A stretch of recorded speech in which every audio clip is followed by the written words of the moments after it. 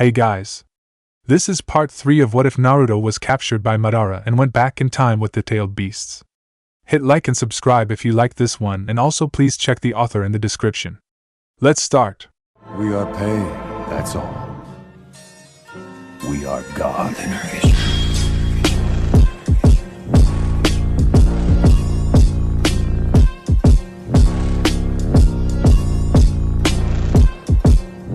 Chapter 13. There is still a preliminary? Part 1. Saikyo's story. When Naruto pushed the front gate of the tower opened, he was taken aback as not only Haku's team, but everyone of the Konoha 12 was all there. It's Naruto and his team, Shino said flatly.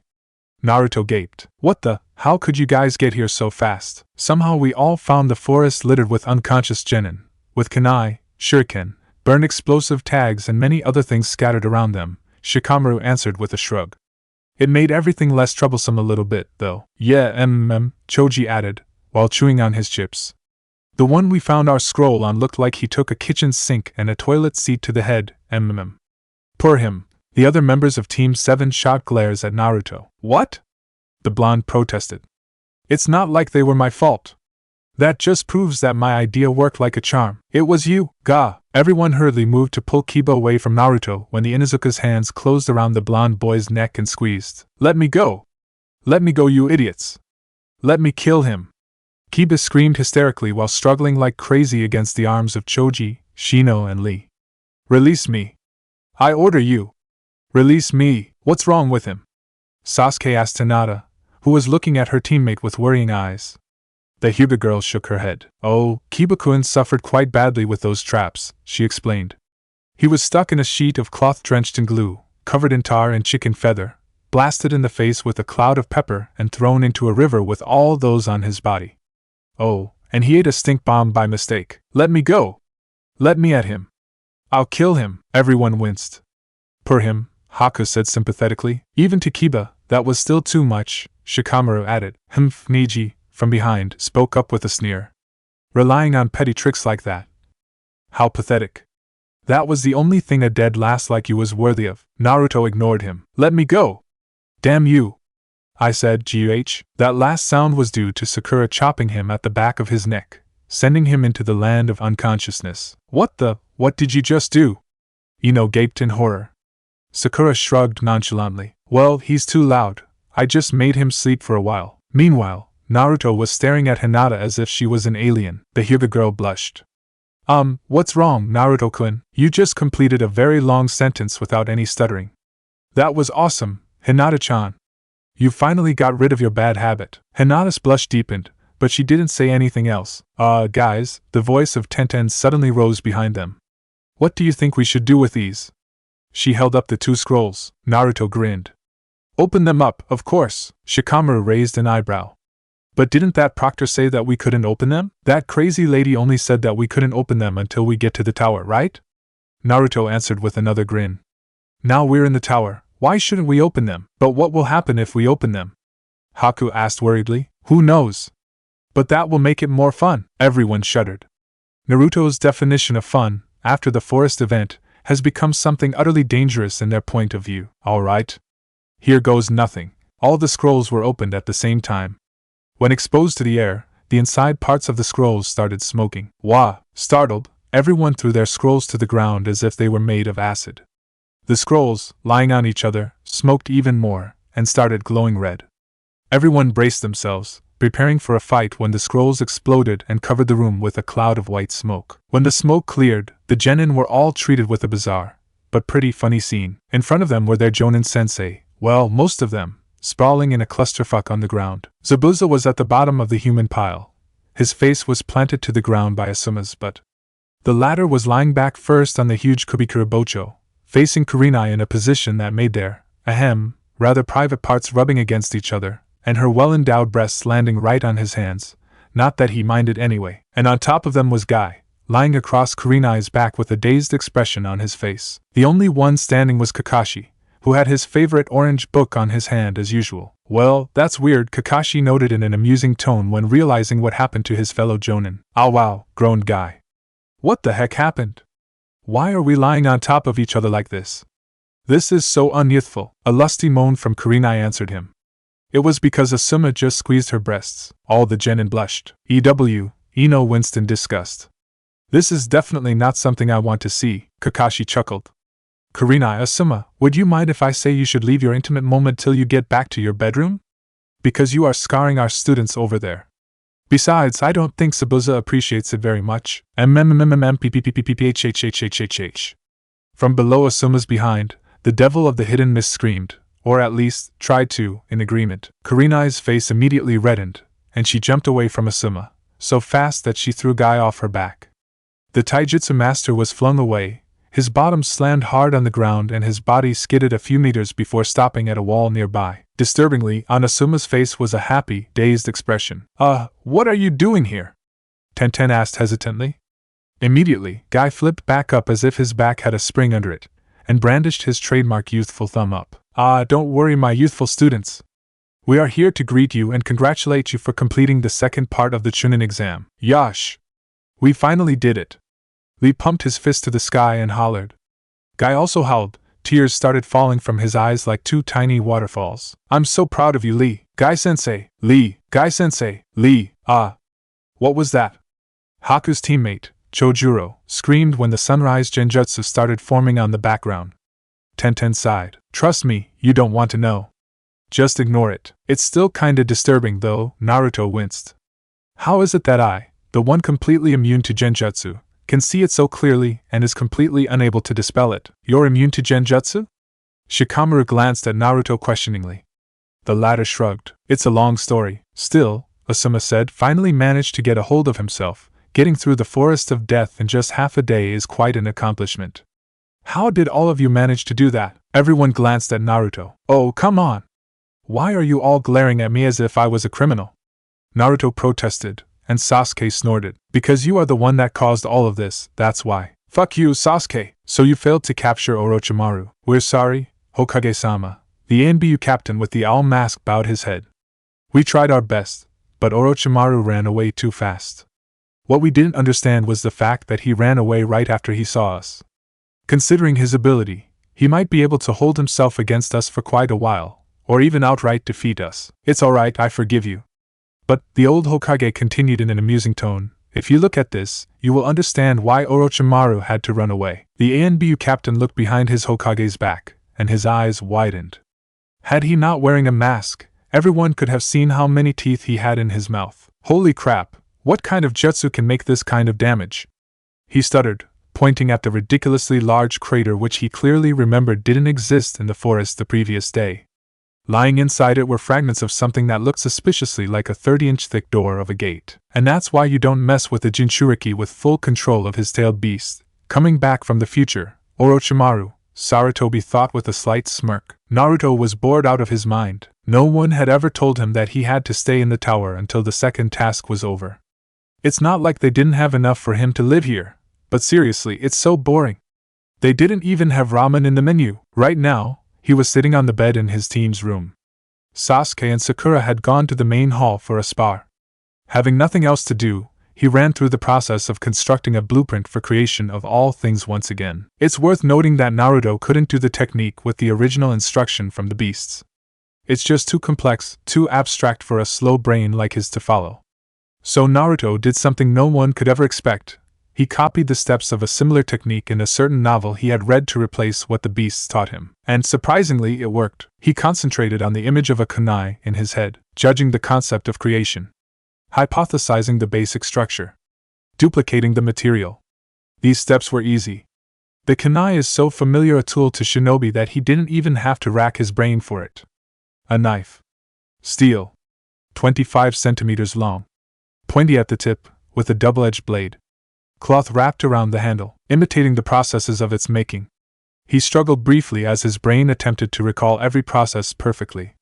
In his mind, the image of a blacksmith slamming his hammer down on the anvil flashed, sympathizing with the experience of its growth. Reproducing the accumulated years, Naruto winced. These steps were always the most difficult. This is the main obstacle which hinders him from creating objects, or rather, recreating already existing ones.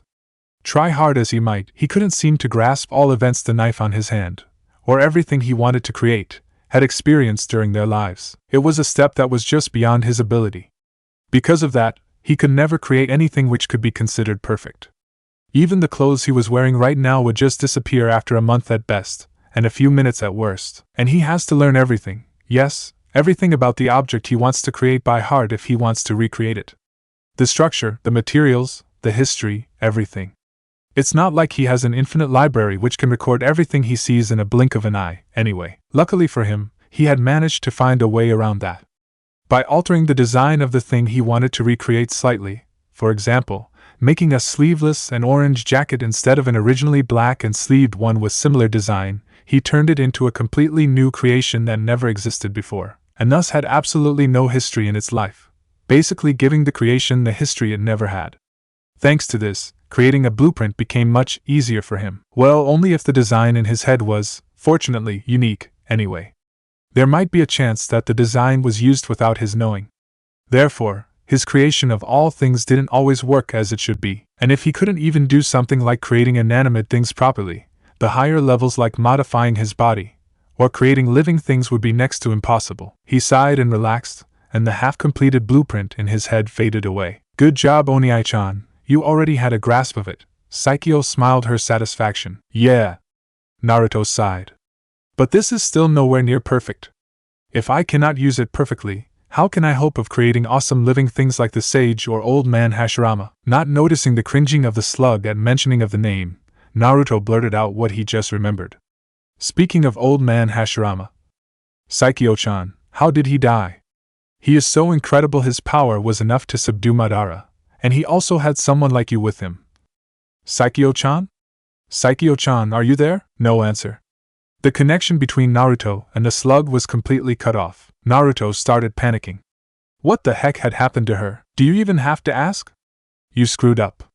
Big. The voice of Kurama suddenly rising in his head made him jump from the bed. Kurama! What do you mean I screwed up? The vixen sighed.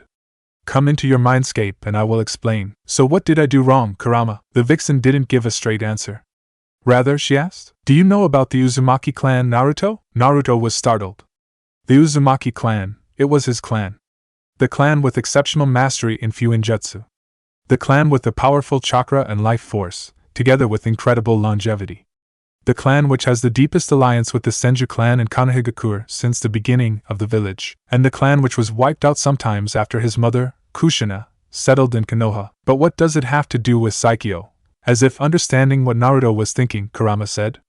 The destruction of the Uzumaki clan and Yuzushiogakure is very famous.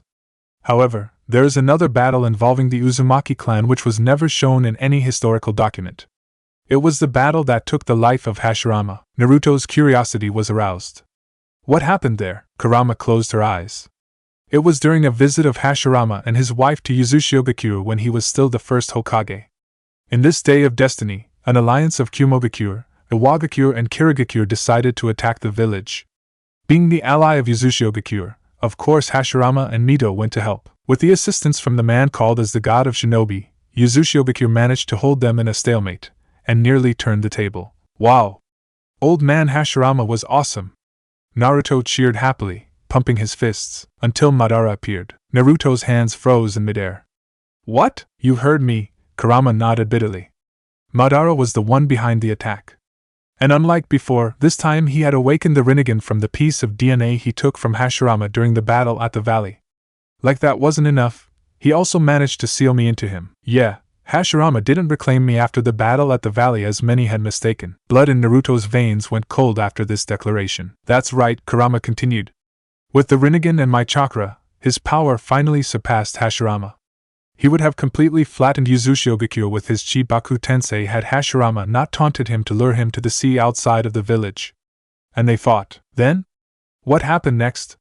Did old man Hashirama win? Naruto asked in thrill, and Kurama nodded with a sigh. Yes, he did. Even overpowered, Hashirama managed to defeat Madara again. But that victory came with a heavy price. Right before he could land the killing blow on Madara, he hesitated. I didn't know what he was thinking, but his hand just stopped before his final jutsu landed on Madara. And that's what that despicable Uchiha had been waiting for. He took the opening Hashirama made to impale him, and tried to pull his soul out with the human path. But Hashirama's extreme willpower, or maybe Saikyo inside him, I don't know, somehow held his soul back long enough for him to perform a jutsu that ripped me off Madara's body. If Naruto's shock and awe had been great before this, it was nothing comparing to how he looked now. The expression in his face was a mixture of horror, amazement, and curiosity. Then, he died, Kurama answered curtly. That final jutsu took everything left in Hashirama's body, and his soul was pulled away. But that didn't make Madara the winner. You already knew what would happen if a tailed beast was ripped off the Jinchuriki. Madara, thanks to his Rinnegan and Hashirama's DNA, didn't die, but his body was so messed up that he couldn't even use another simple jutsu just to take himself out of there. Even the Rinnegan couldn't fix his body after that. Had it not been for me, well, going rampage after that, and someone rescued him, he would have been killed by Mito and the Uzumaki clan. I'm sorry, she added with a hint of embarrassment and regret in her tone. So that's how Mito-bachan became your Jinchuriki. Naruto mumbled, and Kurama nodded. Yes. After that, leaders of the 5 great shinobi villages and the Uzumaki clan had a meeting. The Mizukage, the Reikage and the Tsuchikage didn't want to admit their fault. They were too embarrassed to admit the fact that not one, but 3 kage of great villages were tricked and controlled by one man so easily and effortlessly. After 3 days of argument, they finally came to an agreement that the event would not be recorded into history, and no one would ever speak about it again. That's why only very few people knew about it, and most of them were dead already. I see. But what does that have to do with Saikyo-chan anyway? Naruto asked in confusion. Because Saikyo thought that it was her fault Hashirama died. Naruto jumped. The other beasts had come behind him since who knows when. After she revived, she was nothing like the Saikyo we knew anymore. She became shy, withdrawn and cold to nearly everyone. When she was with Utakata, she seemed to open herself a little bit, but now, after his death. I don't know, said Matatabi sadly. How did she work that one out? Naruto asked, horrified. Well, she was together with Hashirama-san when they fought Madara, right? Chomi shrugged. Well, sort of.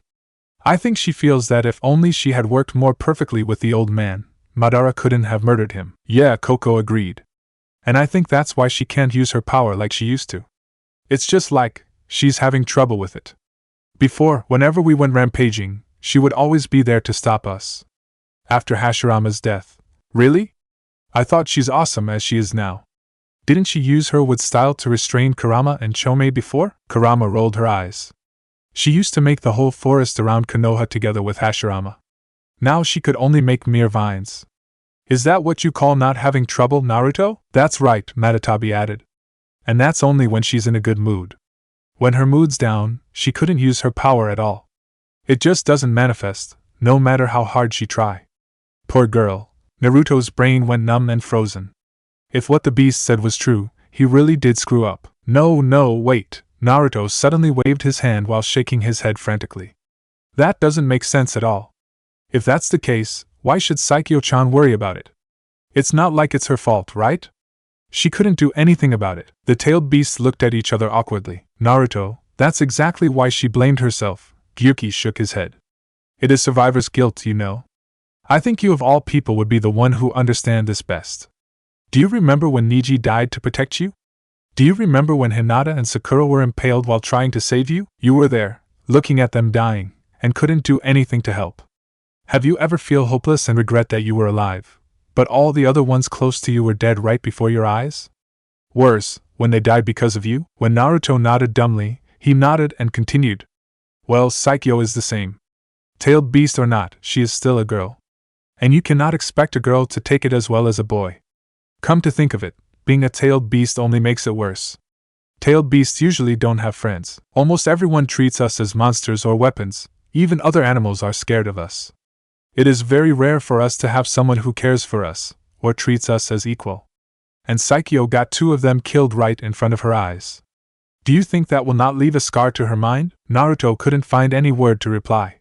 What Gyuki said was true. When the old man was killed by Orochimaru, he wasn't even there to help. He didn't even know that his grandfather figure was killed until after he subdued Gaara and returned to the village. After that, despite not expressing his sadness out in the open, he hadn't been able to sleep at all for over a month. And that's when he was still a kid, and after his precious people were murdered by Madara in that final battle of destiny. Isn't it true that he lost all his will to fight and let himself be captured by the mad Uchiha? Naruto suddenly bolted up from his sitting place. What are you doing, Naruto? Aisabu asked. Naruto answered him with a serious expression. I'm going to find her. I screwed up. I will have to fix it. Saikyo, in her human form, was curling up inside a cave on a mountain in Naruto's mindscape, crying her heart out. It's not like she wanted to do that.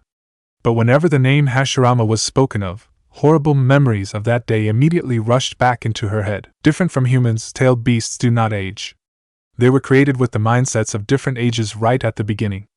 They stay in the world as long as there is still chakra, yet their minds stay the same, no matter how long they exist. Because of that, although having knowledge and power, Saikyo was still just a 12-year-old kid in mind. And a kid's mind, no matter how old she is no way enough to stand the trauma of having her most precious person, the first person after her father who treated her as family, being killed right in front of her.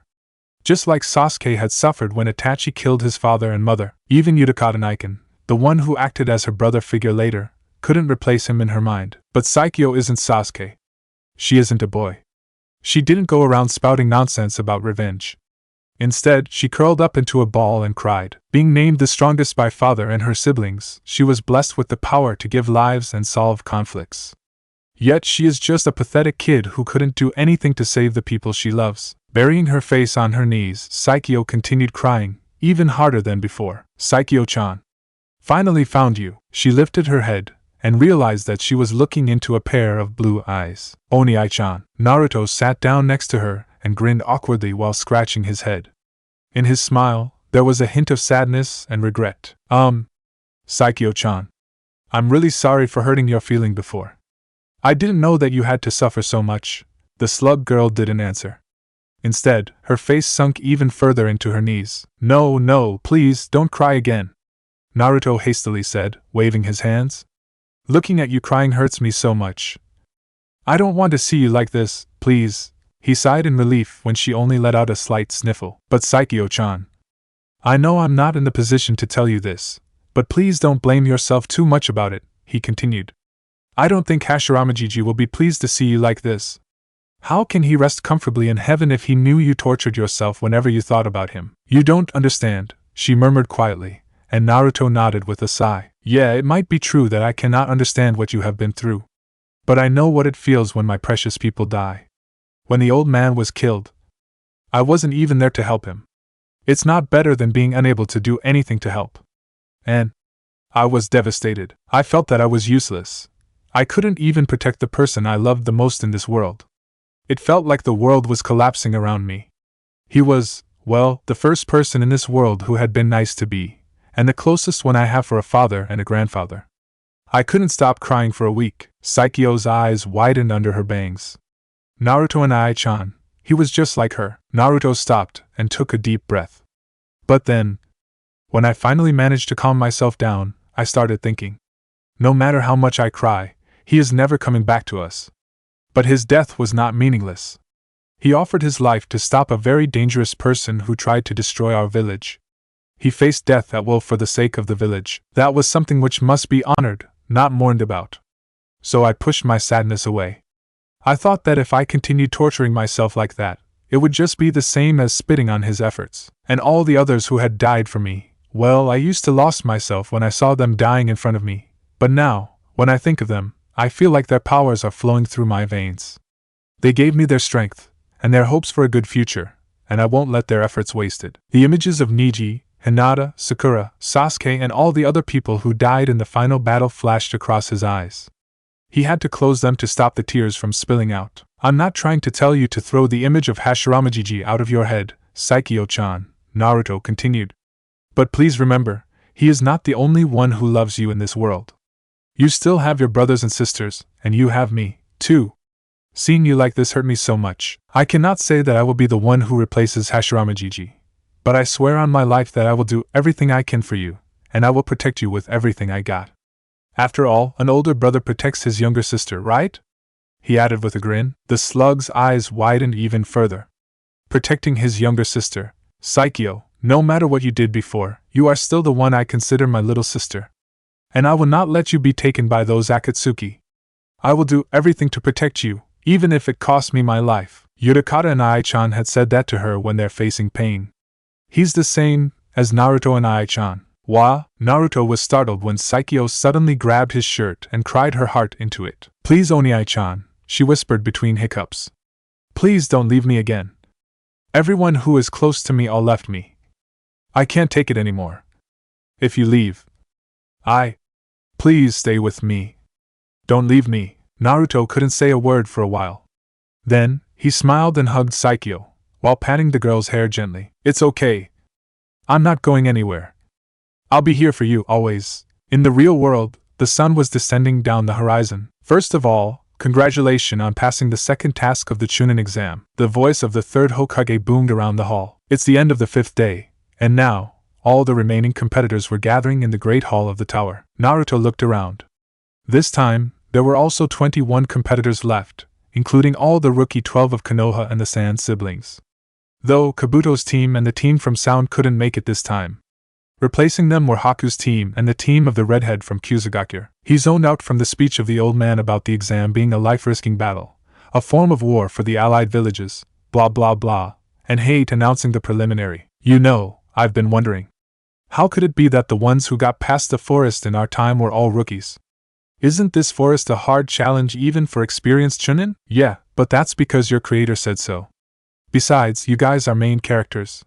If the main characters were excluded, what would the story become? Well, now that you said, stop demolishing the fourth wall, you two. Yes, sir. Kabuto walked out of the forest with a smile. His mission as a spy was completed.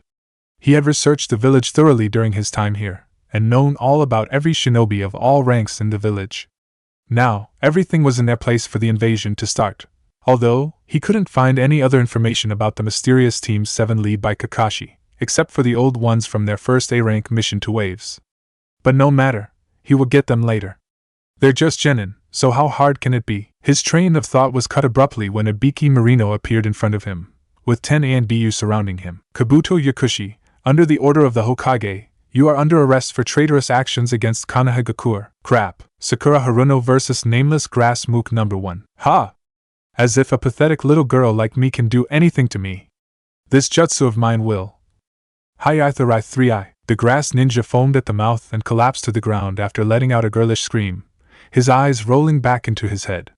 At the same time, all males in the room cringed and suddenly had the same urge to cover their crotches. Winner, Sakura Haruno, Sakura.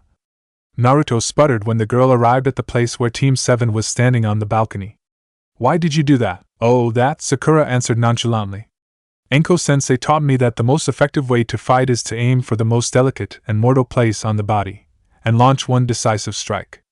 And one of those positions on a male's body is his crotch. Sasuke and Naruto unconsciously inched away from Sakura, and Kakashi now started regretting his decision of leaving his student on the hand of a sadist like Enko. Shikamaru Nara vs. Nameless Grass Mook No. 2. I still have to fight?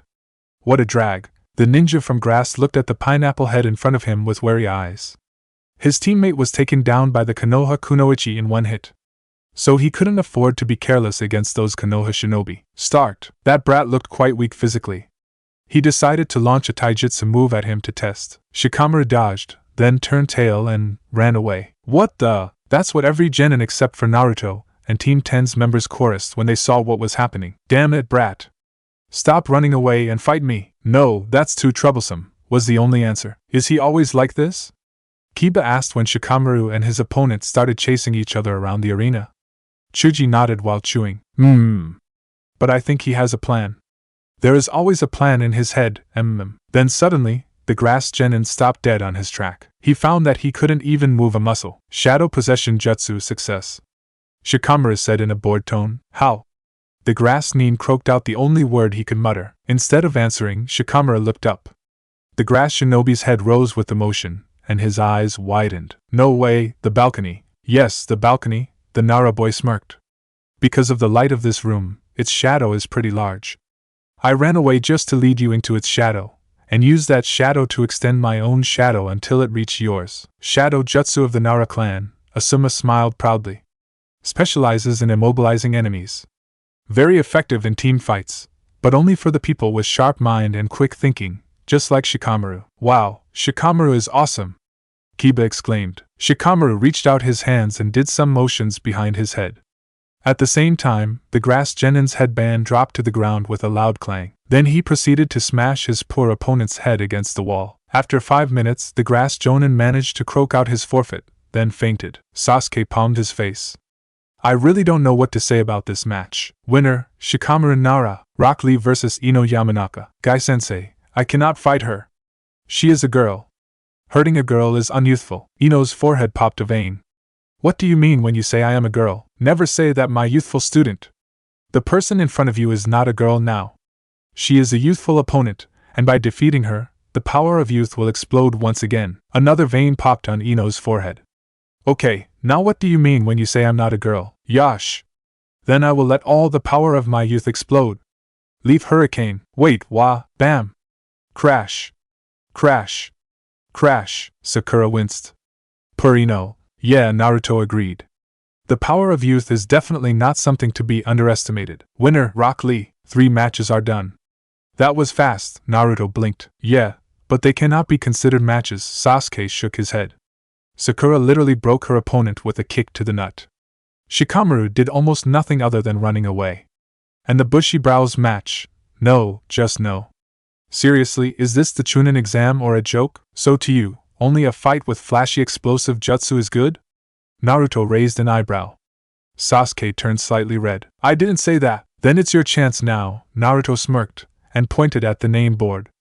Sasuke followed his finger, and also smirked. Sasuke Uchiha vs Shiro Ichigaki. Who is Shiro Ichigaki? From the other side of the balcony, the white-haired teammate of Haku jumped down to the arena, a member of the new 7 Swordsmen of the Mist, equal to Zabuza. Sasuke's grin became wider. This is a good chance to show the fruit of all the training I did last month. Then without another word, he jumped across the banister. That's Sasuke. He might not be the one obsessing with revenge like before, but his thirst for power is still there. Gyuki said worriedly. If Madara can get a hand on him in the future. Don't worry, Gyuki, Naruto interrupted him in a firm tone. This time I am here. If Madara wants to get to him, he will have to face me first. I will not let Sasuke fall into the hand of evil again. I swear on my life. Sasuke Uchiha-san, the boy gave a slight bow. I've heard about you from Zabuza-sensei and Haku-san. You are a formidable opponent, and I cannot let my guard down against you. Big words from the one who doesn't even have a sword, Sasuke taunted him, but the expression on the Miss Swordsman didn't even faze a bit. It's true I don't have a legendary sword of my own. But that doesn't mean I do not have my own sword to fight with. With 2 loud pops and a burst of smoke, 2 short, broad swords fell into Shiro's hands. Sasuke smirked, and drew his own katana. Then let's see how good you are with those swords. 00000. 2 swords? Kakashi looked at Zabuza. You are training him to wield Kiba? What does he have to do with me? Kiba asked in confusion. Kakashi shook his head. Not you, Kiba. Kiba is the name of a pair of swords in the 7 legendary swords of Kirigakure. They are called the sharpest swords in existence, not only because they can boost the power of their wielder to the utmost limit, but also because they can transform the nature of their owner's chakra channeling into them into lightning, enhancing their cutting power greatly to the point that almost nothing in the world can survive a slash from them. As far as I know, they also allowed the wielder to manipulate real lightning freely with only a little bit of chakra. Just as expected from Kakashi of the Sharingan, always has the information in his brain, eh? Zabuza smirked. This boy is not the strongest shinobi in Kirigakure, but his potential is incredible. I see, Kakashi gave a furtive smile from under his mask.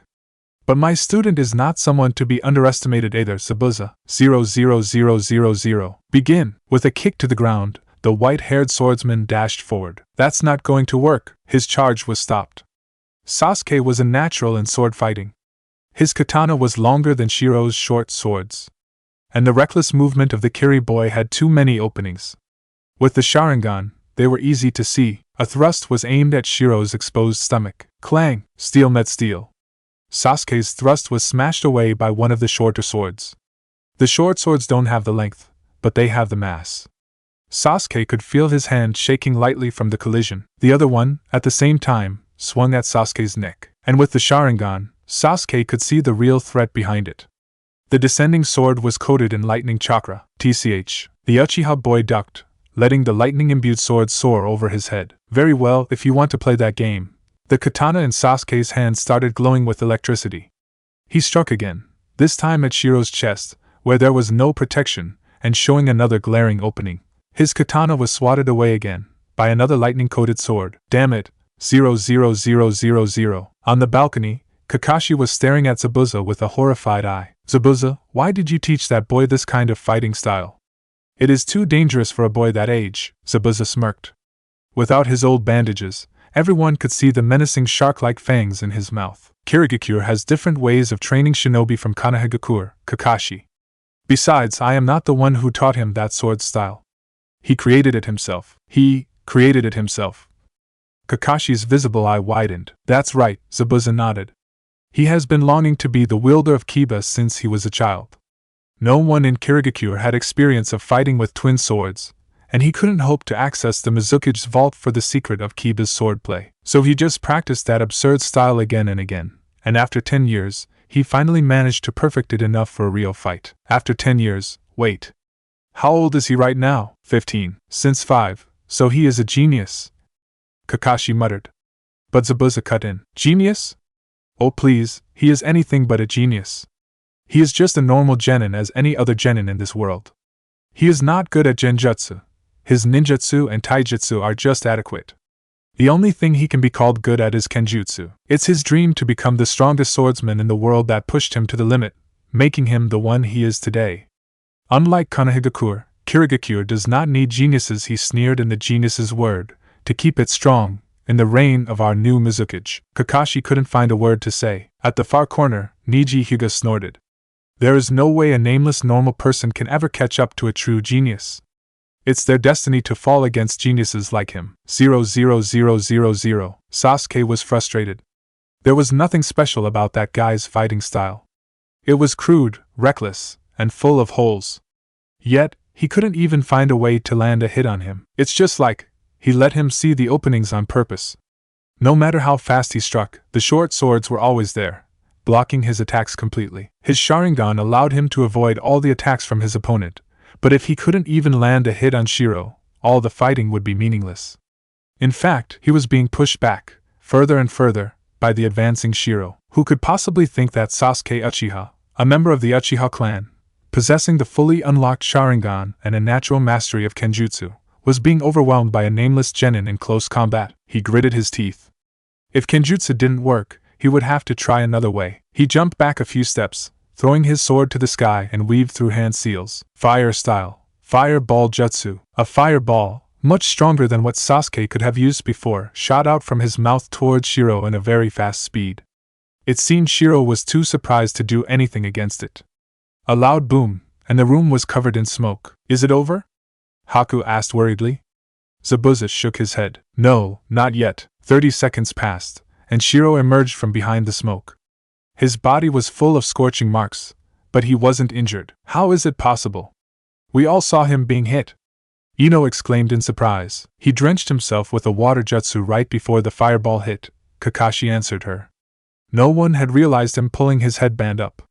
His Sharingan now glued to the battle in the arena with unusual interest. It decreased the power of the fire jutsu considerably. You are a very powerful opponent, Uchiha-san.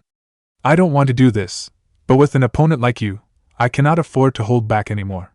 Hidden mist jutsu. Say what? Was the shared thought of all Team 7 and Team 8 members right now. Mist started to gather inside the room. Sasuke cringed. Subjected to this jutsu once, he knew how deadly it could be, and what would happen if he could not find a way to counter it. 00000. Why did Sasuke-kun retreat like that? Sakura questioned when she saw Sasuke jump to the corner of the room and stayed there. That's the only thing he could do, Sakura, Kakashi answered. Within the mist screen, visual is useless. He cannot see where his opponent is, so he has to retreat into the corner to limit the direction Shiro can attack him from. Quick thinking. Then he threw a dirty look towards Zabuza. The mist swordsman only smirked. The jutsu finally covered the whole arena, blocking the vision of everyone from the two combatants. What they could see now in the arena was only white mist. Neji activated his Byakugan, then winced and shut them immediately. I can't see anything. All I can see is chakra. What is this? What in the world can block the vision of the Byakugan? The hidden mist jutsu is the secret jutsu of Kirigakure. It can block any type of vision. Even the three great Dijitsu cannot see through it, Zabuza boasted. However, Kakashi could feel a very slight hint of worry in Zabuza's voice. Could it be There! They started! Sakura yelled, and everyone turned their head to hear the sound of steel clashing against steel again. Wait a second, how could it be? Zabuza startled, his hands gripping the rail unconsciously squeezed it. How could he fend off Shiro when they're inside the mist? Once again, Kakashi chuckled, you underestimated my student, Zabuza. The Uchiha clan, their Jujutsu is only one thing that made them the most powerful clan of Konohagakure. Fighting is in their genetics. Even without the Sharingan, their abilities in combat are still the most terrifying in Konohagakure. They don't always need their eyes to fight. Zabuza's eyes widened. You mean, the Uchiha boy is fighting my student only with pure instinct? That's impossible. But that's the truth. Kakashi gave him an eye smile. Luckily I trained him to fight without depending on his eyes for a whole month before the exam. Why didn't you teach me that, sensei? Naruto pouted. Kakashi shook his head while chuckling. You were trained by Jiraiya-sama, Naruto. Isn't he way better than a mere jonin like me? Naruto wisely shut up. 00000. Hidden Mist Jutsu is the core element of Kirigakure's famous silent killing assassination technique. It completely blocks the vision of the target, allowing the user to close in when the target is still confused and panic of losing their sight and deliver a decisive blow. It is what made the name of the Devil of the Hidden Mist, as well as all the other members of the Seven Swordsmen of the Mist. However, the technique has three glaring weaknesses. First, despite the fact that the hidden mist can hide the user from view, and silent killing can eliminate the sound, the user can still be tracked by smell. A tracker using the sense of smell, such as Kiba, can easily track down the user with his incredible nose. And a sensor can also follow the user, although with more difficulty as the mist is made from chakra. Second, the technique blocks the vision of the target, but it also means that the vision of the user is also blocked. Because of that, the technique only works if the target is panicked and stays in one place, or the user is a good tracker of smell or sound himself. Zabuza is a master in mind assault, so it is not hard for him to keep his targets in one place just by words alone. But with other people, it's not that easy. And third, it costs a humongous amount of chakra. Because of that, users of the silent killing technique usually tend to find ways to finish their fight as fast as possible. And that was the problem for Shiro at the moment. An apprentice of the Devil of the Hidden Mist or not, he is still a genin. And a genin only has a limited amount of chakra. The Hidden Mist Jutsu is his final trump card. When he uses it, he must make sure that he can finish his opponent as quickly as possible. However, he couldn't. He didn't expect the Uchiha boy to fight back so valiantly and stubbornly, even under such a huge disadvantage. Almost all the attacks he threw at him were blocked. It's just like the Uchiha's instinct had manifested a third eye which could see through even the mist, and he could feel his chakra level dropping quickly, but it's not like he couldn't do anything to the Uchiha. Even though the sword of Sasuke had been blocking most of his strikes, there were 2 or 3 strikes that went through and managed to injure him. He didn't know which part of the boy was struck, but he could see blood on his blades. There's no way the raven-haired boy could prolong this fight further with all those injuries. If he continued pressing on, he would win for sure. But the matter was, how long further could he press on? His chakra was only enough to maintain the hidden mist jutsu for about 3 more minutes. It would not be enough to force the Uchiha to lose. There was only one choice. He jumped back and focused, pushing more chakra into the jutsu. The mist screen now became so thick that even if they stood face to face, they wouldn't be able to see each other. He will put everything into this last strike. Even if he must kill Sasuke, he has to win, and his instinct screamed at him to dodge. He leaned to one side, right before a shuriken sword passed his face. From inside the mist, shuriken after shuriken was flying out every direction. He hastily stepped back and swung his swords to smash away the projectiles flying around him. What was his opponent doing? Sure, it might be easier hitting him in the mist that way, but he could block everything of that level. His back touched something that felt like a string. Finally got you. Lightning style, shocking web. Immediately, Shiro felt like there was 1,000 volts of electricity running through his body. He gasped in pain.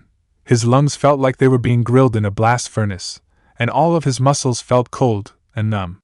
The mist swordsman's body started losing its senses, and he felt like his heart stopped for a moment. He dropped his swords and collapsed. Then it stopped. Only then he could feel the wires cutting into his skin. How? The mist started clearing, and everyone in the room, except for Sasuke, all gasped in chorus when they saw what happened. A whole corner of the room, where Sasuke had jumped into to protect himself from the assault of Shiro, was covered in shuriken. And each shuriken had a ninja wire tied onto it. They were, right now, forming a metal web, which the mist ninja was now trapped in. And judging on the jutsu Sasuke had just yelled the name, this web was full of high-voltage electricity just about 1 minute ago, and Sasuke's katana was now pointing at Shiro's neck. Forfeit, or I will have to hurt you. Everything was decided. Shiro's limbs slumped down on the net tying him. I forfeit. And with that, the fourth match of the preliminary was concluded. Winner, Sasuke Uchiha. You're so awesome, Sasuke-kun. Sasuke winced when the voices of Sakura and Ino slammed into his ears at the same time. The blonde glared at Sakura, but the pinkette ignored her. Humph, Neji sneered. A lowly commoner like him does not stand a chance against a genius. That's his destiny to lose. Everyone glared at the Hyuga. Surprisingly, it was Sasuke who raised his voice first. Didn't you see what happened? I nearly lost out there, he scowled. No way. You're Sasuke-kun. How can you lose? Ino dismissed him with a swoon, and Sasuke didn't bother to answer her. Instead, he unsheathed his sword. It was full of scratches, chips, and cracks. After leaving the sheath, the blade crumbled. Great, now I need a new sword, he groaned in annoyance. I don't want to interrupt, but... Hinata's voice rose from behind them. You're bleeding, Sasuke-san. I think you should go to the medic. True to the words, Sasuke's right arm was having a pretty nasty cut on it. Blood was leaking out from the gaping wound. I'm fine, Sasuke shook his head. He didn't want to show weakness in front of anyone. Don't worry, I got it, Sakura suddenly said. She put her hands on Sasuke's wound, and they started glowing green. Immediately, the wound started closing. You learn medical jutsu? Naruto quirked an eyebrow, while Ino glared at Sakura's hands with extreme jealousy. Sakura smiled happily. Yup. Enko-sensei gave me a scroll of medical jutsu during my training. She didn't have any use of it, so she dumped it to me. But it's kinda fun. I learned many things in that scroll, mainly basic healing jutsu and stuff. It's useful for surviving in the forest, you know. Bookworm, Naruto muttered, and received a bop to the head. What's wrong with being a bookworm, huh? Oh, Kiba suddenly muttered in a worried voice. This is not good. What's wrong, Kiba? Naruto asked in confusion. What is not goo? Oh crap. The screen was now showing the names of the combatants for the next match. Hinata Hyuga vs Neji Hyuga. There are things that cannot be changed, even with time traveling, Kurama shook her head sagely. Chapter 14. There is still a preliminary. Part 2. Duels of Destiny. This is bad.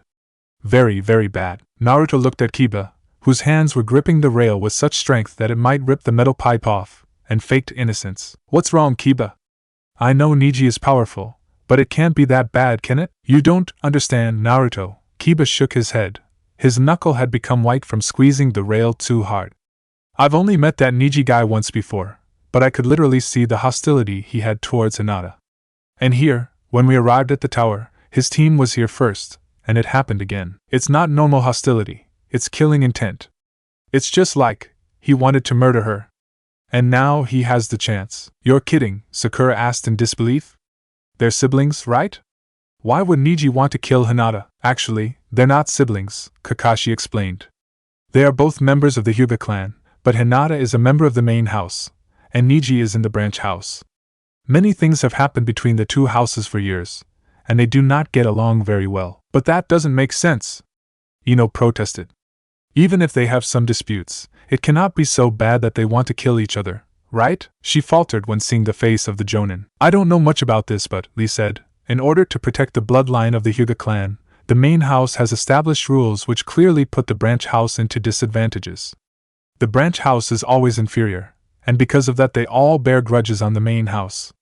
I think that's why Neji-san hates Hinata-san so much. That's right, Kurenai agreed. And I think that put Hinata in an extreme disadvantage now. She obviously doesn't want to hurt Neji, while he won't hesitate to take her down with everything he has. Everyone looked at the arena, where the two Hyuga were facing each other, with worried eyes. Before we fight, I want to say something. You will never make a good shinobi, so forfeit now before you're hurt. Neji looked at Hinata with a glare full of hatred and loathness. You are too kind. You always wish to avoid fighting, and you have no confidence in yourself. You are a spoiled brat of the main house, and you force yourself to enter this exam, thinking that if you can help your team pass the exam, you can change yourself. But you will not be able to do it. People cannot change themselves. In this world, there are geniuses, and there are failures. Failures will always be failures. Their personality and strength will not change. Just like, please stop it, Neji and I-san. Neji's rant was cut off abruptly. Hinata's words were said with such a confidence and power that even Neji himself was startled. It is true I don't like fighting, and I don't want to hurt people. But that doesn't mean I cannot change myself. There is someone, he used to be the dead last, the joke of the class, the one who always got laughed at by everyone. But he has never thought of giving up. He always believes that even a failure like him can someday become better, and he never stops pushing himself to the limit. He is the one who taught me that running away will not help solving any problem. If he can change himself, there is no way I cannot. You don't get it at all. Neji shook his head. Destiny cannot be changed.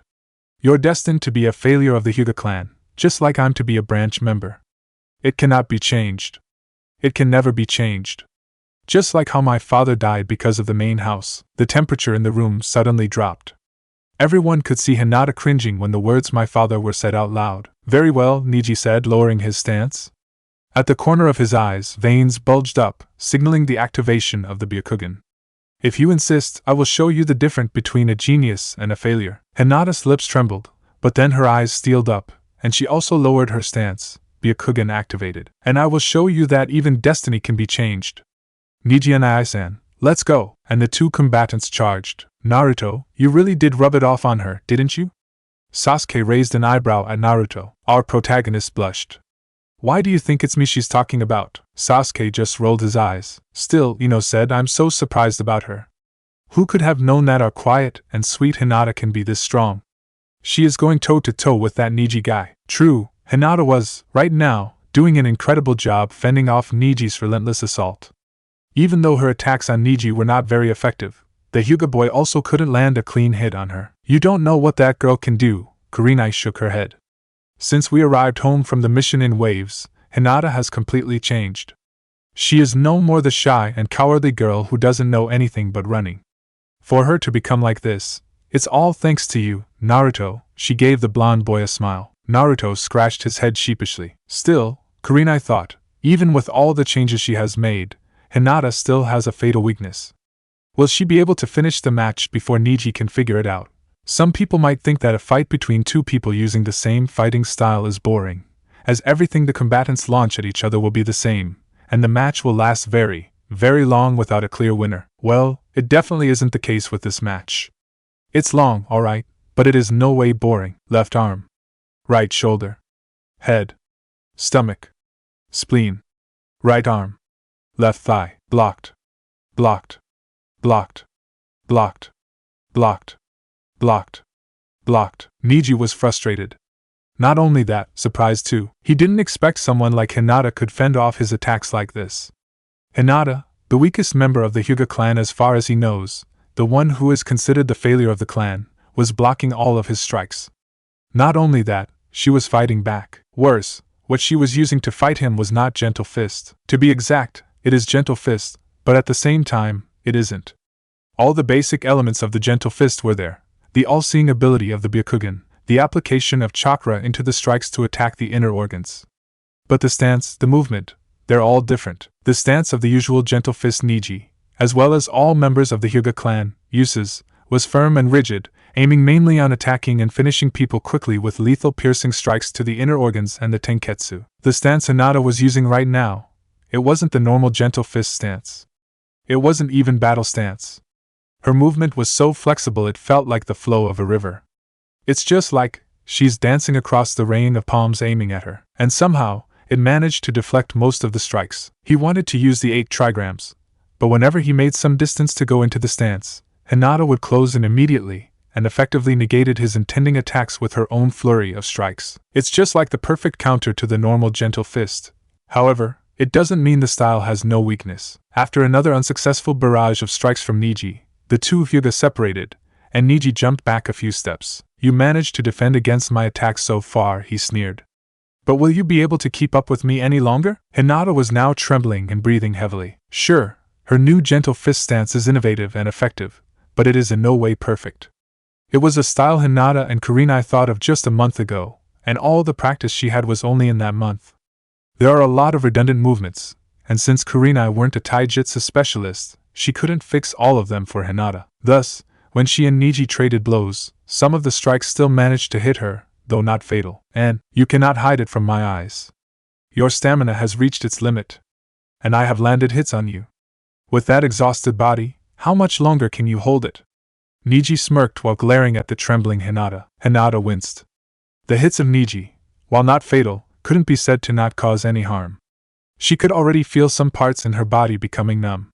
Her chakra was not completely blocked, but its sensation was getting weaker inside her body. Not yet. I still have one more trump card left. One more time, I'll ask you, Hinata-sama, Neji said again with the same threatening tone. Forfeit now, or I won't take any responsibility for what's going to happen. And no. Hinata choked out between heavy breaths. If I give up now, then all I said before will be meaningless. I won't go back on my words, because that is also my ninja way, Neji scowled. You stubborn. You can barely stand, I can see that. No matter how hard you trained, you can never defeat me. People cannot change, that's destiny. Why pushing yourself like that, to make yourself suffer? I am not suffering, Neji's eyes narrowed. What? It is not me, who's suffering right now. Hinata repeated weakly. Neji and I-san, you are the one who is always torturing yourself within the destiny of the branch house. I don't want to see you like that. I want to save you from that fate, so... Veins bulged up even more around Neji's eyes, and his face suddenly twisted into an expression of fury. Without another word, he charged at Hinata full speed, his hand aimed directly at her heart. This is it. This is the time. Gentle step protection. What? No, she was waving her arms wildly around her body. What the hell? Neji's instinct was screaming at him to stop the charge, but he was too close to Hinata now. He couldn't stop. 8 trigrams, 32 palms, and Neji felt himself slammed into an invisible wall of force in front of him. Pain racked through his body. He was thrown away a few feet. His body crashed into the ground with a loud thud. What is that technique? It is not. Gentle fist. He grunted out in pain, while trying to push himself up from the ground. It is. Gentle fist, Neji and I-san, answered Hinata, who was now standing over him. She was still breathing heavily, but she was not trembling anymore. But this is what I created, based on the 8 trigrams. It is not a technique created to harm people. It is a technique created to protect, she added between breaths. I created it, not only to protect my friends, but also to save you from the darkness of vengeance. She reached out one of her hand to him with a slight smile. This match is over. Please forfeit, I don't want to hurt you anymore. For the first time in his life, Neji Hyuga, the genius of the Hyuga clan, was made sprawling on the ground defeated by Hinata Hyuga, the failure of the clan, no less. And she was showing him pity. And what will you do if I don't? He snarled darkly. His voice was very small, to the level of a whisper which no one could hear, but enough for Hinata, who was the one standing closest to him, to be able to hear every word. Kill me? Just like you already did to my father? Those words of Neji had an effect of a hammer strike. Hinata did a double take. Her hand reaching out was retracted abruptly. She stumbled back a few steps and stammered, her eyes glancing around hysterically. No, that's not true. I didn't. The opening she let out was exactly what Neji needed. Hinata-chan! Watch out! Naruto's yell snapped Hinata out of her stupor, but it was too late. Neji's 2 palms already drilled into her stomach. The poor girl gasped out. Pain racked through her liver, as if there were thousands of needles stabbed into it at the same time. Or more exactly, like a drill pierced without any hesitation into them. But Neji didn't even have the intention to stop.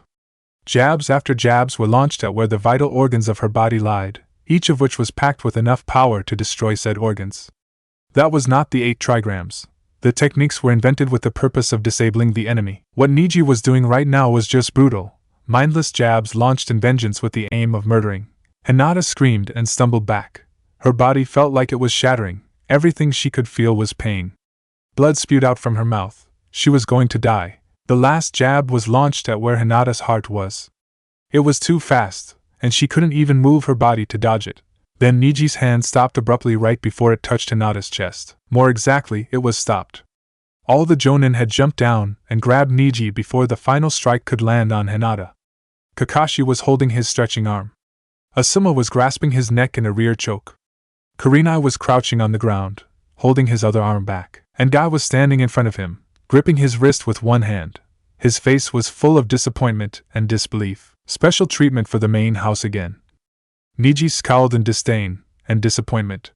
Guy glared at him with a stern eye. That's enough, Neji. Didn't I tell you not to lose your head over this matter? Neji snorted, but he didn't say anything else. He turned to Hate, who was standing at the side dumbfounded. So what now, referee? Declared the winner already. She cannot even stand up now. The Chunin shook his head to snap his brain out of its stupor. Right. Winner Neji Hyuga. On the ground, Hinata puked out another puddle of blood. Medic! By Kami, come here fast! Kurenai screamed, and 3 medical ninja flickered into the arena. One of them put his glowing hand on Hinata's body, scanning it quickly until stopping at her stomach. Then he lifted his head up and yelled to his partners. Left lung was punctured. Half of the liver was crushed and unable to work properly. Internal bleeding at extreme level. The patient is losing consciousness. Prepare the emergency procedures immediately. Everyone, except Neji, paled. Even without medical knowledge, they could know that with such fatal injuries, a normal person would have died in 5 minutes. The fact that Hinata could hold out until now was a miracle. But even with that miracle, she would not last much longer. Damn it! It's not working. Her heartbeat is going erratic. Her life force is fading away. Naruto's brain froze. Hinata was going to die again. And he's here, once again, helpless. I can help, Oniai-chan. The voice of Saikyo inside his head startled him. Huh? Saikyo-chan? How? Then he remembered. Saikyo has the power over life energy. If he can use her power on Hinata, she might be saved. But with the mind state of Saikyo right now, will it be able to work? No, there is no time to doubt. This is the time. He has to trust with all his hope in his instinct, and in Saikyo-chan. Excuse me. Let me go through. Naruto immediately forced his way through the group of medic nin. One of them noticed him and yelled, This is not the time, Genin. You got no job over here. But the man faltered when Kakashi's hand suddenly squeezed his shoulder, more forcefully than he'd ever felt before. He gulped, and allowed the boy to go through. Naruto sighed in relief, and pushed through the crowd, putting his hands on Hinata's chest. A warm, lively stream of chakra started flowing from Naruto's hand into Hinata's body. But instead of vivid red, it's green now like a normal medical jutsu, albeit with a very slight tint of brown. Hinata's body cringed up slightly, but then quickly relaxed. Her breathing started returning to normal, and her complexion slowly got its color back. Incredible, another of the medic team muttered. Her condition was stabilized. It's just like a miracle, that level of medical jutsu. It might rival even Tsunade-sama. Just what kind of genin is Kakashi training? Yeah, the medic corps of Kanehigakure are full of idiots. They cannot even distinguish a normal medical jutsu for something completely different. Tsunade would have thrown a fit if she'd seen what happened to the division she had established and trained by herself after she'd left the village. It's Naruto's luck, though. Well, what are you waiting for? Kakashi said loudly. That girl is still in a critical condition. Take her for intensive care unless you want her to die. Ah, right. Realizing their mistake, the medic team hastily put Hinata on a stretcher and took her away. After everyone had returned to their places, Kakashi whispered to Naruto. Close shave, Naruto. Yeah, Naruto murmured back. Thank you, Kakashi-sensei. And thank you too, Saikyo-chan. You're the best. Naruto couldn't see it, but he could swear that he felt something on Saikyo's face that he'd never seen before. A big, hearty smile. Now Naruto is a medic now. Kiba raised an eyebrow. When did you learn them, Naruto? If Sakura becomes one, it's understandable, but you? Well, it's a secret. Naruto answered, while giving his teammates a meaningful wink. The two immediately understood what he wanted to say, and stopped their questioning right before it came out of their mouths. Still, Sakura said, I can't believe they still let Neji win. That last move was low. Hinata didn't even have the intention to fight him anymore. Kakashi shook his head. Sakura, I understand what you want to say, but Neji was still the winner. He didn't break any rule. What he did was just what normal shinobi would do, exploiting the enemy's weakness to win. That's the thing you'll always see in the shinobi world. Naruto couldn't hold his anger. So Hinata-chan deserves to be like that? Kakashi didn't lose his calmness. He looked into Naruto's eyes and answered him with a serious tone. I didn't say that, and you will never hear me saying that, Naruto. It is just a warning for you, and I mean all of you. You can be as high-minded as you like, but your enemies will not. On the battlefield, they will do anything they can to kill you at all costs. So if you naively believe that your enemy will stop fighting after you spare his life, he will stab you in the back right after you turn around. Before anyone could respond to this ominous pronouncement, the screen had already flashed again, revealing the name of the next fighters. Haku Momochi vs. Choji Akimichi. Expansion Jutsu. Human bullet tank. Choji puffed himself up, retracted into his body, and rolled towards Haku like a boulder. His moving speed was quite fast. Haku sidestepped his attack, then made quick hand signs. Immediately, the ground was frozen, as if the arena had become an ice skating field. Coincidentally, that also boosted the speed of the human boulder on the field further, making it even more deadly. I don't get it, sensei, Chojuro asked, confused. Why does Haku-san decide to empower her opponent like that? Doesn't increasing the speed of that jutsu make it even more dangerous? Well, actually, Zabuza chuckled, everything has its strength and weakness. This jutsu of the Akimichi boy has power and speed, I admit, but I think the problem with it is, the human tank rampaged towards Haku again in the speed of a cannonball. Haku frantically scrambled away from the way of the rampaging ball of meat right before it flattened her. The ball spun around, turning to chase after the girl, and flew across the room, slamming into the opposite wall, drilling a rather big hole on it while still spinning. He cannot brake and turn while rolling on slippery surfaces. Yeah, like that, Zabuza finished. Immediately, ice started creeping up the huge body, covering it in a cage of frozen water. 5 minutes later, Choji was released from his icicle prison. He collapsed on the ground, shrunk back to normal size, and shivered non-stop on the ground. His face was pale due to the cold, and his eyes had become two anime swirls. CCC cold. BBBB barbecue. Even during battle, the only thing he's ever thought about is barbecue. Asuma sighed. Well, I'd better just go and prepare the money first. Winner, Haku Momochi, Tamari vs. Shino Aburame. The two combatants stood facing each other in the arena, their eyes meeting. Well, only Tamari's met Shino's, considering he's wearing a really thick and dark pair of sunglasses. Finally, Shino decided to start his own assault with a wave of bugs towards Tamari. Tamari answered by swinging her fan, sending a tornado back at the Aburame boy.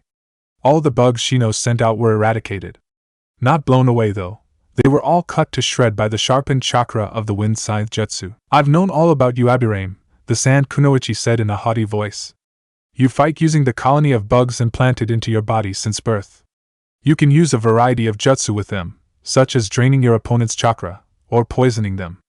So if I want to defeat you, I just need to keep those bugs away from me. Then she swung her fan again at her back, destroying the hidden wave of bugs Shino sent silently to ambush her from behind. Well, that's that. How much longer will you be able to keep up with me, Aburame? Shino grimaced under his collar. Half of his hive was destroyed in the two first attacks without any result. And if he continued to send out bugs, the Sunigekure Kunoichi would just destroy them with her fan and wind jutsu. It's not like he could send them out without being seen again anyway. That girl had been tracking down all his movement after the first attack. I forfeit. It's not worth risking the lives of my entire hive for this. Kiba blinked. That's it. He just gives up like that. That is not even fighting. Kurenai shook her head. Well, that girl is, like, his natural enemy. Shino has nothing in his arsenal against something like that. And he is the one who uses his head in battle, not rushing into it head first like you, Kiba. The Inuzuka scowled unhappily. Winner, Tamari, Kankuro vs. Tenten, twin rising dragon. The 6 arms of Karasu, Kankuro's puppet, turned into 6 large shields, blocking the barrage of weapons from skewering the sand puppeteer. Ha! Now you're out of weapon! You lost now. Kankuro smirked when the weapon tornado had finally died down, but he didn't notice the evil glint in Tenten's eyes. With a quick movement, she lifted her arms and pulled hard. Ninja wires suddenly surrounded Kankuro in a steel labyrinth, tying the puppeteer up like a rat. Worse, the weapons from before were now aiming straight at him from all directions, including sides, axes, and even huge bombs. Where the hell did those last things come from, though? So Kankuro-san. This time, the smirk was on the weapon mistress's face. Do you have enough shields? Kankuro wisely forfeited before those weapons turned him into a steel porcupine, or a mess of flesh and bones. Naruto, you're not gonna like this. Naruto raised an eyebrow. Sasuke's worried? Now that's new. What's wrong, Sasuke? To answer him, the Uchiha pointed at the screen. Naruto followed his finger, and his blood froze. Karin Uzumaki vs. Gaara. That's what the screen said. Uzumaki? So she's like, your sibling or something like that, right? Sakura asked, but Naruto didn't answer. Or rather, he couldn't answer with the feeling of something big and hard stuck inside his throat. So that girl really is an Uzumaki.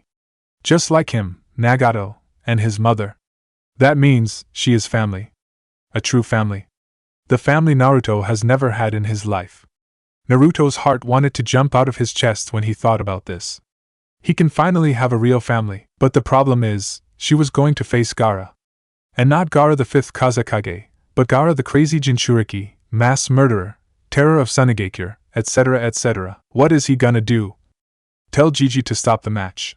Don't be a fool, Naruto. Doing that is no different from exposing yourself for the whole world to know. Then what should I do? The last time, Gaara nearly destroyed Lee's shinobi career. What if? A disturbing thought passed Naruto's brain. What if this time there is no one saving her? Then you go and save her, duh, Goku said as if it was a fact. That was the best way to get another girl into your harem. The big sis route is always the hottest route. Hey, what's with the claws and tentacles? Gaia. Naruto, help! Naruto sighed mentally. Girls, thank you for shutting the pervert up. You're welcome, Naruto-kun. Tray to or. Don't worry, Naruto, Gyuki said. If things start going wrong, we'll always be here to help you. For now, just calm down and focus on the match. Yeah. Despite saying so, a vague fear was still lingering inside Naruto's stomach. What will happen if he fails? Karin was trembling. To tell the truth, she hadn't got the intention to take part in this exam. This team she had right now, well, people might call it a team, but to tell the truth, she hated it. She was basically forced into it by Orochimaru. For what reason? She couldn't even know. And then the blonde brat of Konohagakure was called Uzumaki by the scarred proctor of the first task. Thinking about this made Karin boiled with anger. Karin didn't have many things to be proud of. She had lost everything since she was a child, and she couldn't remember much about them. One of the only things she still remembered and put all her pride on was her status as a member of the famous Uzumaki clan. Because of that, she was taken in by Orochimaru when she was just a little girl. The snake Sannin had seen what nobody else saw in her. He saw usefulness. He saw potential. He saw value. He saw her as things different from a breeding mare, a healing tank. And it's all thanks to her heritage that she got all those treatments. And now that blonde bastard popped out from nowhere saying that he's an Uzumaki. The nerve of him! He doesn't even have the red hair. Because of that, she pushed herself through the exam, even though she hadn't wanted to participate in the first place. She wanted to show that bastard who dared to spoil the name of the Uzumaki clan that, even though the clan had perished, no one would be able to mess with them. Everything was good until this happened. Karin does not scare of fighting. The truth is, she is quite a competent fighter. She can hold her own against enemies for quite some times without injuries, thanks to her potent healing chakra.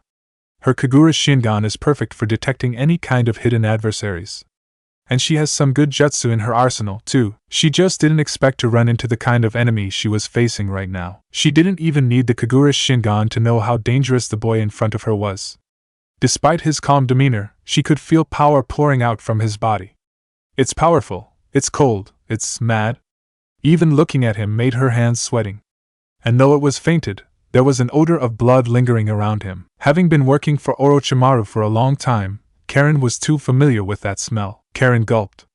Thoughts of raising her hand and forfeit had crossed her mind. Then she caught a glimpse of the blonde boy who claimed to be an Uzumaki, and rage exploded again in her chest like a volcano. He was looking at her with an eye full of pity and weariness. How dare he?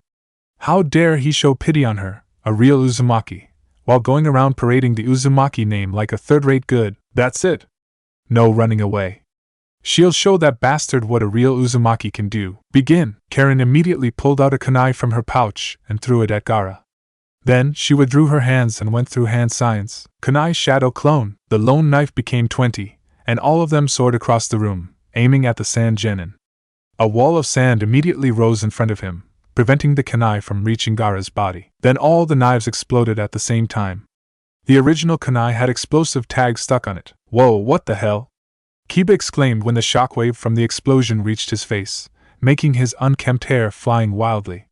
This is just overkill. Why do all those with the name Uzumaki like going around blowing stuff up like that? Sakura also groaned. Humph, Tamari snorted with a smirk. You think that kind of attack would be able to harm Gaara? Think again. It's true. When the smoke of the explosion cleared, Gaara was still standing there unharmed. A thick wall of sand was in front of him, shielding him from all the damage which would have killed him if they hit. This match is decided.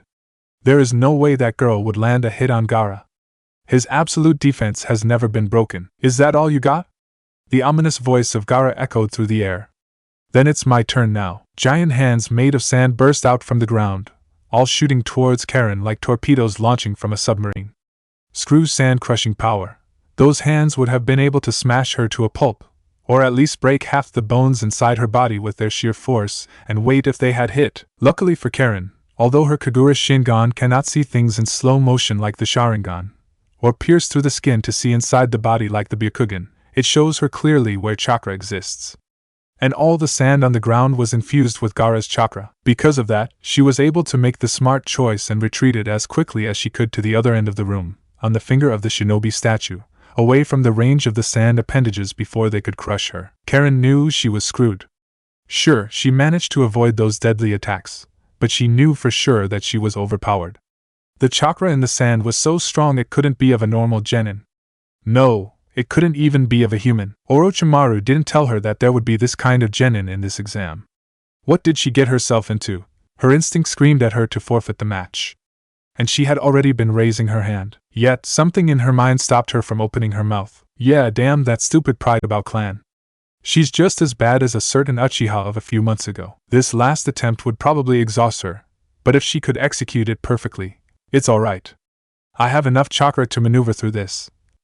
I can defeat him. She reached into her pouch and pulled out 2 round things the size of big oranges. Then, much to everyone's surprise, Karin charged headfirst at Gaara. Full waves of sand rushed towards her once again. But this time Karin had prepared. Shadow Clone Jutsu. 1 clone popped into existence, and the real Karin stepped on her back then, with a chakra-boosted jump, leapt into the air before the sand wave swept through and obliterated it. Hey Naruto, she fights just like you. Karin had wanted to turn to throw a fit at the one who had just said that, but this was not the time. Sticking on the ceiling of the arena, she pulled out 5 other explosive kunai from her pouch and threw them all at Gaara. And just like before, the Jinchuriki's sand blocked the explosion easily as if it was child's toy. That girl is a fool, Tamari said. Struggling like that only makes Gaara madder. She should have forfeited when she had a chance. Mother is craving for blood. From under the cloud of smoke, the voice of Gaara rose ominously. You will become the sacrifice for my existence. Everyone gasped when tendrils of sand blasted out from Gaara's place and skewered the redhead in a blink of an eye. No! Naruto muttered in horror. Then the body burst into water, soaking Gaara's sand to the core. I see, the Cyclops Jonin in the balcony nodded in amusement. Sand cannot move when soaked with water. A clever use of the water clone, I admit. That girl is good. You mean, those bottles she pulled out before, they're water bottles? Yup. Canteens engraved with seals to increase their capacity are common things to shinobi, but to have enough water to form a water clone of that scale in such a small container is an incredible feat. From behind Gaara, the real Karin appeared and closed their distance quickly, a whole pack of exploding tags ready on her hand. Gaara's sand was still wet on the floor.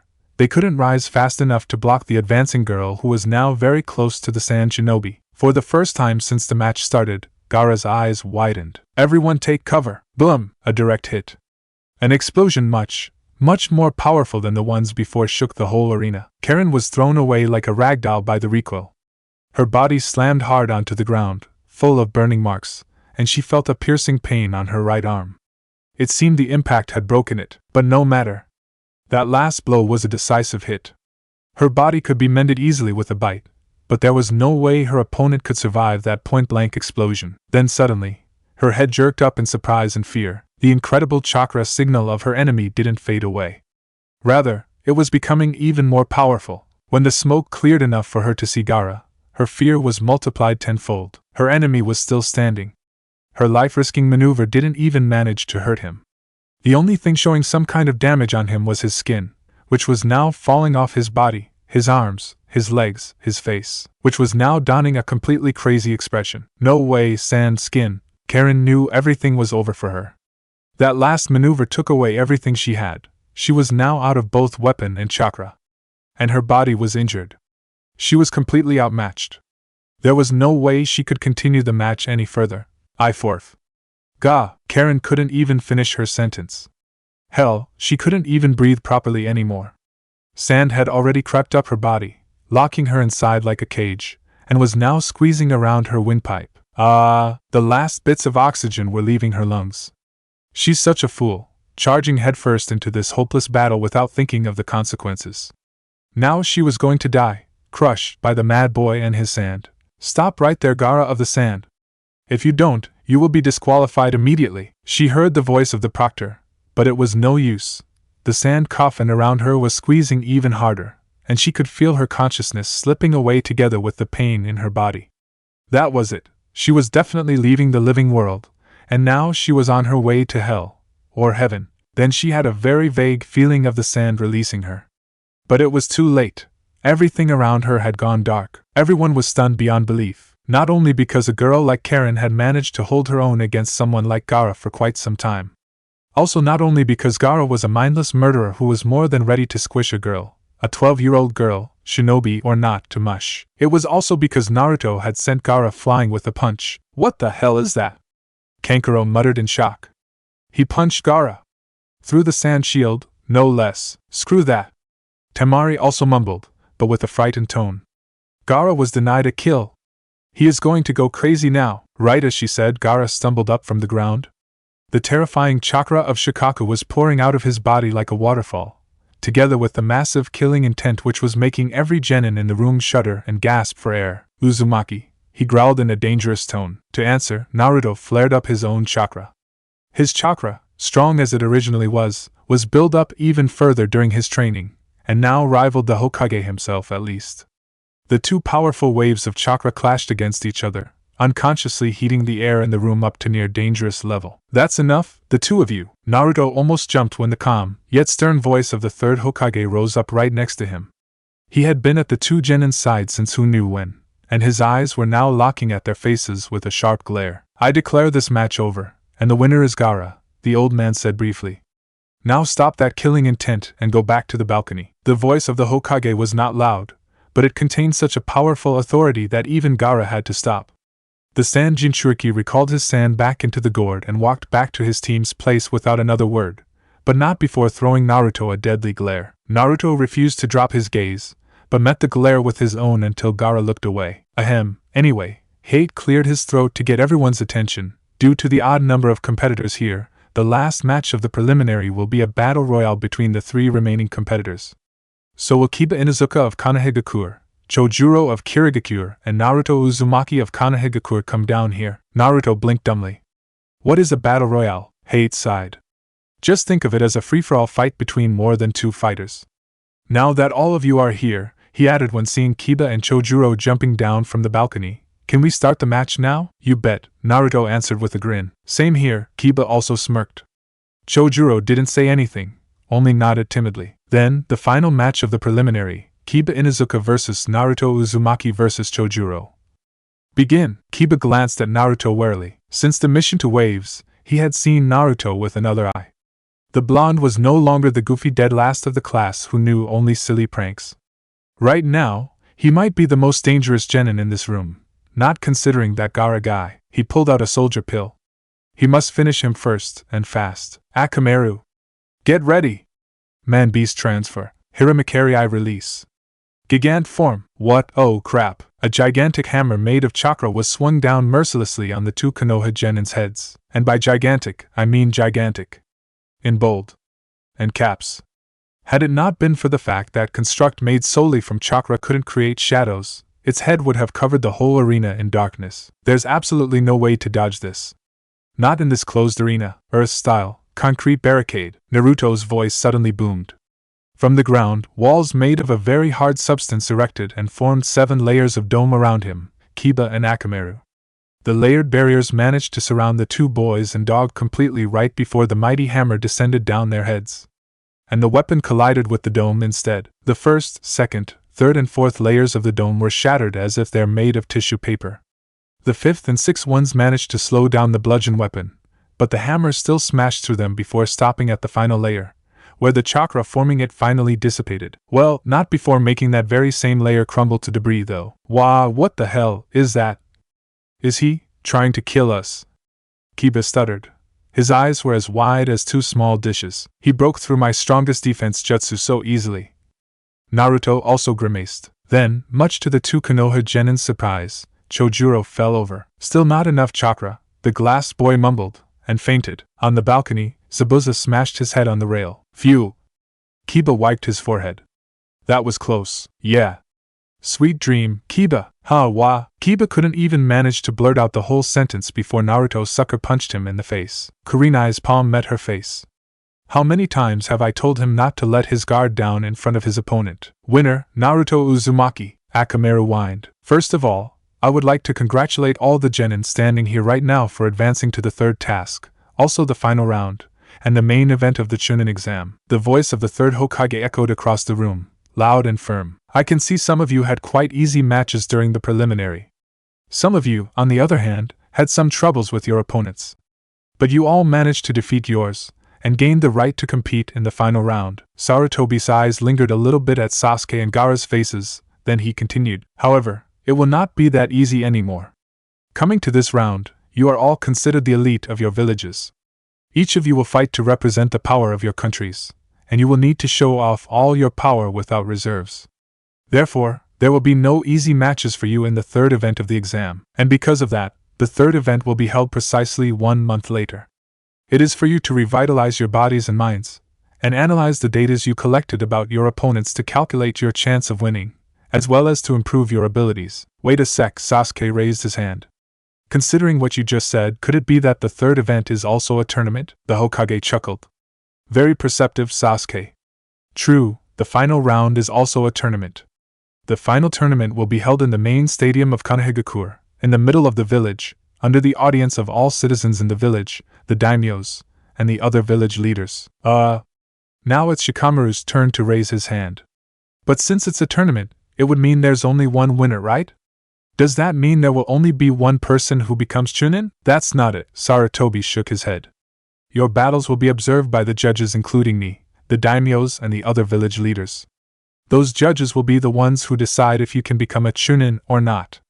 Therefore, even if you lose your first match, you will still have a chance to become Chunin. Now, before dismiss, there is something that has to be done. Enko stepped up from behind the Hokage. Each of you will take a piece of paper from inside the box I'm holding here. Then, read the number inside of the paper out loud for everyone to hear. Match arrangement, right? Sakura asked. Enko grinned, as expected of my apprentice. So, start from you, Cherry. Sakura pulled out a piece of paper. 3, 7, Naruto said his number after pulling it out from the box. 2, it was Sasuke. 1, Haku. 5, Tamari. 4, Neji. I got 9. Lee. 10, Tenten, huh? 8, Gaara. 6, so troublesome. Shikamaru. Done. Enko said happily, throwing the box away. So these will be the matches in the final round. Haku Momochi vs Sasuke Uchiha, Sakura Haruno vs Neji Hyuga, Tamari vs Shikamaru Nara, Naruto Uzumaki vs Gaara, Rock Lee vs Tenten. So, our chance for a rematch is here. Sasuke glanced at Haku. This time it will not be like the last time. I'm waiting for that day. Haku gave him a mock smile and curtsied. YOSH. Tenten-san, let's give everyone a match full of youth. Lee howled dramatically. I'd rather not. Tenten sighed. Great, my opponent is another violent woman. This is so troublesome. Shikamaru groaned, and a vein popped on Tamari's forehead. What do you mean, you lazy idiot? Well, if that's all, then you're okay to dismiss. Enko called out cheerfully, then popped away in a body flicker. All the other Jonin and Anbu also disappeared. When everyone started walking out of the arena, Sakura gritted her teeth. That Neji! He didn't even bother to look at my face. Who does he think he is? The pinkette suddenly cringed when she felt a hand patting her shoulder. She turned back, and saw Naruto looking at her. His eyes were full of warmth and encouragement. But at the same time, those sapphire orbs were also filled with seriousness. Don't worry, Sakura, he whispered. If this was 3 months ago I wouldn't be sure, but now I'm confident that you can defeat Neji for sure. Don't worry, you can beat him up in the final round. Those words didn't get past Neji's ears. The Hyuga boy turned back and sneered at Naruto. Hey loser, if you want to be a powerful shinobi, what you have to do is stop those meaningless cheering. Putting hopes into the head of someone without any chance will only bring them closer to their death. You, just let him be. Sakura. This time, it was Sasuke who spoke up. His voice had a tint of amusement. Even if you lose, it's okay. I'll have a chance to show him what kind of pathetic genius he is when he falls under my hand. Neji narrowed his eyes, but then he turned away and walked out. So, How are we going to get out of this forest? Karin opened her eyes groggily. Ow, my head! She was lying on a bed in a white room. This must be the hospital. She couldn't know how long she had been here. Maybe a few hours, or 1 day, 2 days. Who knows? The only thing she could remember was that she was being squeezed by the sand of the Suna boy. She winced. That experience was something she never wanted to enjoy another time. That boy, whatever he was, couldn't be, impossible to be, human. He enjoyed killing. That kind of bloodlust. She had only seen that kind of bloodlust in one person only before. And that person was Orochimaru. And everyone knows what kind of inhumane creature Orochimaru is. Yeah, even Karin. Her ribs throbbed with pain again. Ugh, hello, Karin-chan. Karin almost jumped from her bed when the face of a blonde with sapphire eyes hovered right in front of hers. Wah wah wah wah. Pervert. Slap. Ow. What the hell? Is that what you will do to pay back the one who saved your life? Naruto stumbled back and yelled, his hand rubbing the hand-shaped red print on his cheek. Karin's eyes widened. You're the fake bastard who goes around calling himself an Uzumaki. What? Naruto barked in outrage. How dare you? I'm as Uzumaki as you are. Bullshit. What kind of Uzumaki has blonde hair? Karin grabbed Naruto's shirt and also screamed, even louder than Naruto. Well, sorry for only having my mother as an Uzumaki. Why if the two of you continue screaming like two banshees, I'll throw both of you out of the hospital immediately. Get it? Someone from outside screamed into the room. Karin released Naruto, but still glared at him with a scary look. I won't believe it. Finally, the redhead glowered. There is no way you are an Uzumaki. Even if it's only your mother, the only Uzumaki staying in Konohagakure during the last 20 years is Kushina-sama, and she was dead 12 years ago. Naruto's eyes hardened, and he turned away. I never said my parents were alive. Karin unconsciously clapped her hands over her mouth. If that's the truth, and the blonde's parents were both dead. Wait. So your mother is Kushina-sama? The red-hot-blooded habanero? The one who's said to have wreaked havoc together with the fourth Hokage during the Third Shinobi World War? Karin's eyes bulged out in realization. No way. How can someone as famous as her be the mother of an idiot like you? You're definitely lying. Hey! Why do you keep saying that I am an idiot? And I'm not lying! Naruto protested. Suddenly, another voice rose from the room's entrance. You might not believe it, but it is the truth. And I'd rather you keep it to yourself, because it is a high-leveled secret of Konohagakure. Naruto snapped his head towards the entrance, and sighed in relief when he saw Jiraiya leaning at the door frame. Knew that I can find you here, Naruto, the Toad Sage grinned. Karin sat there, dumbfounded. This man was Jiraiya of the Sannin, one of the most powerful and famous shinobi in the whole elemental continent. If he was the one who confirmed this, then maybe the blonde didn't lie at all. But now, family matters aside, suddenly, Jiraiya appeared right in front of Karin, so fast she couldn't even blink. I want to ask you a question. Are you working for Orochimaru? Karin's body cringed up slightly. How could the man in front of her know about that? I don't know what you're talking about, she lied coldly, diverting her gaze from the sage. Don't lie to me, little Kunoichi. I've worked with Orochimaru for a long time. I can sense his presence on your body, even when he's not here. Your body reeks of his chakra and his smell. Besides, you think I don't know Kusugakura's Orochimaru's in anything but name? Konohagakure's spy network is not something you can underestimate. Sweat started to roll down Karin's forehead. If Konohagakure had figured it out, considering your reaction, I can assume that we're right. Usually, this isn't my job, Jiraiya continued in a dangerous tone, but because you are a relative of Naruto, I'm giving you another chance. What is your connection with Orochimaru? Spill it out, or a long-term trip to the TNI division will be your present. Karin nearly choked when she felt the massive killing intent from Jiraiya. Pervy sage, please, said Naruto in a scared and concerned voice. Let me talk to her first. The killing intent withdrew, but Jiraiya was still glaring at the redhead. Karin-chan, Naruto turned back to the girl. Orochimaru is a dangerous person. If we don't stop him, there will be a lot of innocent people who will be dead because of him. Can you please what? Karin cut him short with a sneer.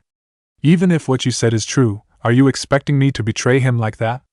You're too naive, thinking that those petty talks can convince me to sell him out. I bet all those Uzumaki things were also fabricated by you to trick me. Just throw me to your TNI, or whatever you call it. You're not scaring me. If she's not a girl, the author would say that she got balls. I can't understand Karin-chan, Naruto cut in again. Why are you so loyal to that Orochimaru guy? He is so evil. He tried to steal my teammate's body when we're in the forest of death. Why do you love someone so inhumane that much? Humph. Karin snorted and turned away. Why should I tell you? Could it be you were somehow rescued by him before? Karin's neck froze on its way. How could that boy know? Naruto grimaced. It was true. Karin was just like Haku before the battle at the bridge. Karin-chan, one of my best friends, has the same past as you. But she's luckier than you. The man who saved her is definitely not a very good guy, but he still knows what it means to care for people close to him. Did Orochimaru ever do that to you? I don't think so. Even only meeting him once, I can say that. Someone who only wants others for their bodies cannot understand anything about friendship, families, or love. Karin wanted to retort, but she realized that she couldn't. What the blonde boy said was true. Orochimaru said that she was useful, but never before had he shown anything that she was anything more than a tool that could be thrown away easily when her usefulness was exhausted. She had thought that it was okay, as long as she could serve him with everything she had. But now, Orochimaru had lied to her when he said that the Uzumaki clan was extinct. Worse, he didn't even tell her that the exam had these kinds of insane genin. Surely he would have known it. His plan was Sunagakure and Kusagakure. Isn't that the proof that Orochimaru didn't consider her anything that might be important to him? And it didn't matter if she was dead or not? Oh, and about whether Naruto here is an Uzumaki or not, I took a sample of your hair and conducted a DNA analysis when you were asleep, and this is the result. Jiraiya pulled out a sheet of paper and gave it to the redhead. She took it without any question, and her eyes widened when she saw the result. That's right. You two are not only of the same clan, but very close relatives also. It's not exaggeration to say that you two are family. Even Naruto was dumbfounded before this new piece of information. Is that true? Karin-chan is really my family. Karin's head felt like spinning. She had a family? Could it really? Everything in this was too good to be true. But the proof was still there, right in front of her. That's awesome! Naruto suddenly exclaimed, his face brightened. That means you can come to Konoha and live with me, Karin-chan. We can finally have the family we've never had before. Karin, said Jiraiya calmly. It might be true that Orochimaru is the one who saved you and gave you a home to live all those years, but that doesn't mean he is a good person. I was his teammate during the time he was in Konoha. I know what he is. He does not care for anyone except himself, and will do anything, even stepping over his closest people as if they're insects, to achieve what he wants. If you really are working for Orochimaru, you must have understood what kind of things he does to his own subordinates. He is evil, a monster in fact. If you stay with him, not only you're helping him harming more innocent people, but he will also throw you away when you outlives your usefulness to him. Do you really want to live with someone like that forever? Karin couldn't find any word to retort. If you agree to help us, Konohagakure can also help you, Jiraiya continued. We can offer you complete safety within the village, and you can even join our shinobi force if you want, after a probation period. And, the white-haired man lowered his voice, we can also give you a family, a real family. What do you think? Finally, when she managed to open her mouth, she said, I need time to think about it. Please leave me alone, Karin-chan, please! She snapped, and Naruto flinched, knowing there wasn't anything else he could do for now. Jiraiya grabbed his shoulder, and the two males stood up and walked out of the room. Please think of it clearly, okay, Karin-chan? Before disappearing behind the door, the blonde boy still turned back and pleaded. When the pair was gone, Karin silently activated her Kagura Shingon. She had expected guards outside of the room, but to her surprises, there was no one out there. She could have run away any time, but instead of doing that, for some reasons, she flopped back to the bed and stared at the ceiling. The two had struck her weakest point. It was true that, even in Orochimaru's care, Karin was not evil at heart. The greatest wish of her was a real family, a family with people like her, not with those monstrosities Orochimaru called his subordinates. The two hadn't left any guard outside the room. That meant they trusted her. But, can she just throw everything away and betray Orochimaru, the one who used to save her life, like that? What should I do?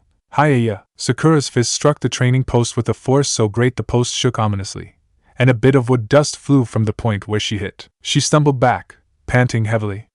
Although her stamina and muscle power had taken a huge leap comparing to what she'd had a few months ago, it still couldn't even compare to Naruto's ridiculous stamina, Or at least Sasuke-kun's. Don't force yourself too hard, Sakura. Take a rest first. Sakura turned back, and saw Kakashi walking towards her, with Anko next to him, grinning towards her. Sensei, she breathed out and slumped on the ground. I thought you're training Sasuke-kun? Well, he's done for today. Besides, Sasuke isn't my only student, right? I told you I would train all of you for the final match separately after all, Kakashi answered her with an eye smile. Sakura sighed. Sensei, I don't think I can do it. No matter how much I try, I cannot. Before, I thought I would give him a lesson in our fight, but the more I think of it, the more impossible it seems to be to me. I'm just a girl from a normal civilian family, and he is a genius of the famous Hyuga clan, with a Kekkai Genkai no less. Don't worry, Sakura. Kakashi rubbed the pinkette's hair. There's still a lot of time to train. You can do it. You don't understand, snapped Sakura. Didn't you see what happened to Hinata when she tried to fight him? She was nearly killed. And not only him. That Gaara boy also. Tears welled out of Sakura's eyes. I'm scared, Sensei. I don't want to die. Sakura. Huh! The next thing Sakura knew was that she was sprawling on the ground, courtesy of a punch from Anko. You idiot! I didn't teach you to be a coward. What is the meaning of all those training I gave you if you just insist on running away like that? But, Anko didn't let her finish. Only in life and death situation can people grow up. If you're that scared of dying, then go on. Quit being a kunoichi and go back home, being a pathetic spoiled brat who will faint right in front of your enemy and become even easier to kill, like you were before. This is the world of shinobi, not of pathetic romance dramas where boys come out of nowhere to rescue you. At least if you face death by yourself, you might have a better chance of surviving. That's too hard for her, Anko, Kakashi scolded the Tokubetsu Jonin. Then he crouched down to Sakura. Sakura, it's normal for a person to be scared of things. But if you're scared, and you run away from it, you will run away from it forever. You're not scared of fighting. The only thing you're afraid about is yourself. You're afraid that your ability is nothing comparing to them, that you are just a normal civilian girl when they're geniuses, am I right? When Sakura nodded dumbly, he continued. Don't believe what that Neji said, Sakura. There is no rule saying that people cannot change themselves. Looking at Guy right now, have you ever thought that he used to be a loser who could not even use any technique, except a little taijutsu? Sakura's eyes widened when she heard this little piece of information. Really? Even Guy-sensei. Yup, Kakashi smiled. The fact that he's training a prodigy like Neji can be considered one of the greatest ironies in history. But that's for you to remember. Even the most incompetent failure can someday become powerful if they put their heart and soul into their efforts. Sakura's mind lingered back to a certain blonde, whiskered genin in her team. Besides, Kakashi added and stood back up, that is the reason why I and Anko are here, right? We're going to turn you into a force that no one will be able to underestimate. Sakura smiled and wiped her tears away. Thank you, Kakashi-sensei. Anko-sensei, what do you mean Kabuto escaped from the prison? I'm sorry, Ibiki-san. But all the ANBU members assigned to guard his prison cell had already been murdered brutally when we arrived. Furthermore, the entrance of the cell looks like it was smashed apart from the outside. It's like someone broke in and rescued him, not that he broke out of the cell by himself. Damn it, Ibiki gritted his teeth. This is not gonna be good. 2 figures, 1 male, 1 female, was walking on the trail leading to Konohagakure's Great Gate. Finally. I've been longing to try the famous hot spring of Konohagakure. My lady. We're not here to play. Yeah. Mao, you're just like an old geezer. The 2 guards, Izumo and Kotetsu, spotted the advancing newcomers from afar. As the gate guarding specialists they quickly pulled out their weapons and blocked the way of the 2. Halt! State your purpose and business. The man of the 2 immediately jumped in front of the woman. Veins bulged up at the side of his eye patch, and, Izumo, Kotetsu, stop. They are our special guests, and you will let them through. The 2 eternal Chunin turned back and bowed hastily. Lord Hokage, Hiruzen Sarutobi walked out from the gate, and smiled. Welcome to Konohagakure, Lady Mizukage, in the forest at the outskirt of Konoha. Thank you for the timely rescue, Orochimaru-sama. Orochimaru hissed out a laugh.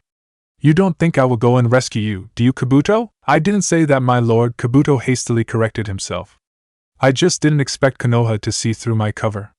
They're better than I thought. You know too much, Kabuto, Orochimaru hissed. I cannot let you fall into the hand of Konoha. What if they manage to get the details of my plan from you? Kabuto's eyes gleamed under his glasses. So you still don't trust me? And what if I don't, Kabuto?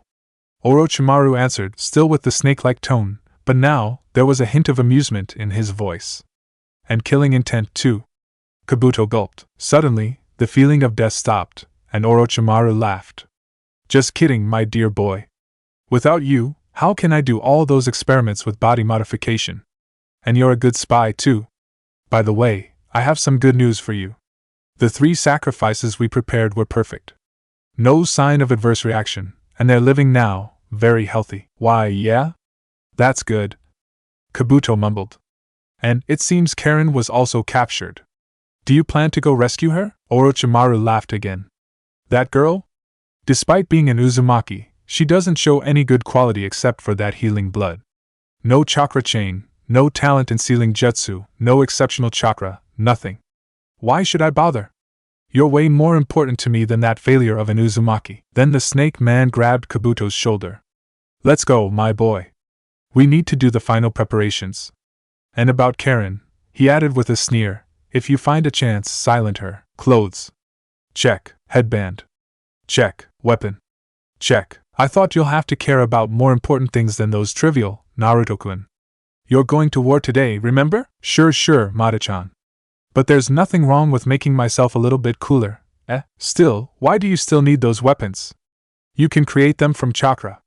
And you can create explosions much greater than those explosive notes. Secret exposing, duh. Naruto pulled his gloves, a new creation he had made during the month, up on his hands, then stood up. All right.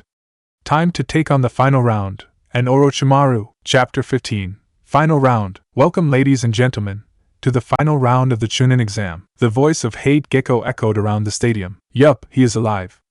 Poor man didn't even have a chance to show off anything in canon, except for a fancy sword dance. But maybe he will not have any show time in this story either. Hey, fourth wall breaking aside, right now, the 10 final combatants were standing in the field, facing all the audiences who were screaming their names, some applauding, others denouncing, in the same deafening volume. On the highest stand, from between the Mizukage and Kazekage, the third Hokage stood up and spoke. His voice boomed through the air, overwhelmed even the screaming of the crowd. Now, potential genin of all the villages. I, as well as everyone here, want to see from all of you nice, fair fights which show not only your power, but also your intelligence, your abilities to keep the situations under your control and many other things. So fight well, prove that you are true shinobi, not mindless fighting machines whose purpose is only to fight to the death. The old man gave Naruto a meaningful look when he said those words. Applauses rose from the crowd. You know what?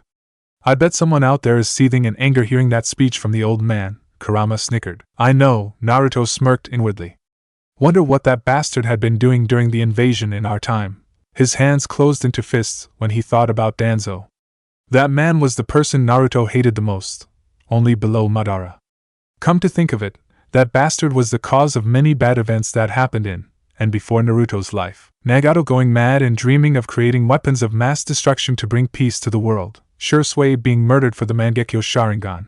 Itachi being forced, well, kinda, to massacre his own clan, leading to Sasuke going nuts, abandoning Konoha and trying to murder him. Once, he glanced around. Thanks to Kurama's innate ability, he could feel the air reeking of evil emotions. So it's just like in our time. Orochimaru is really going to invade. The old man had told him not to worry. But what if something went wrong? Naruto, you should calm down, Goku said in his mind. Worrying too much is not good for you before a great fight. I know, but this is a war we're talking about here. Many people will die. And the old man, what if he cannot stop Orochimaru? No one said anything in a few seconds. Then Kurama spoke up. I think it's time for you to start trusting on other people around you, Naruto. That man, while old, is still very strong. Besides, this time he's not alone.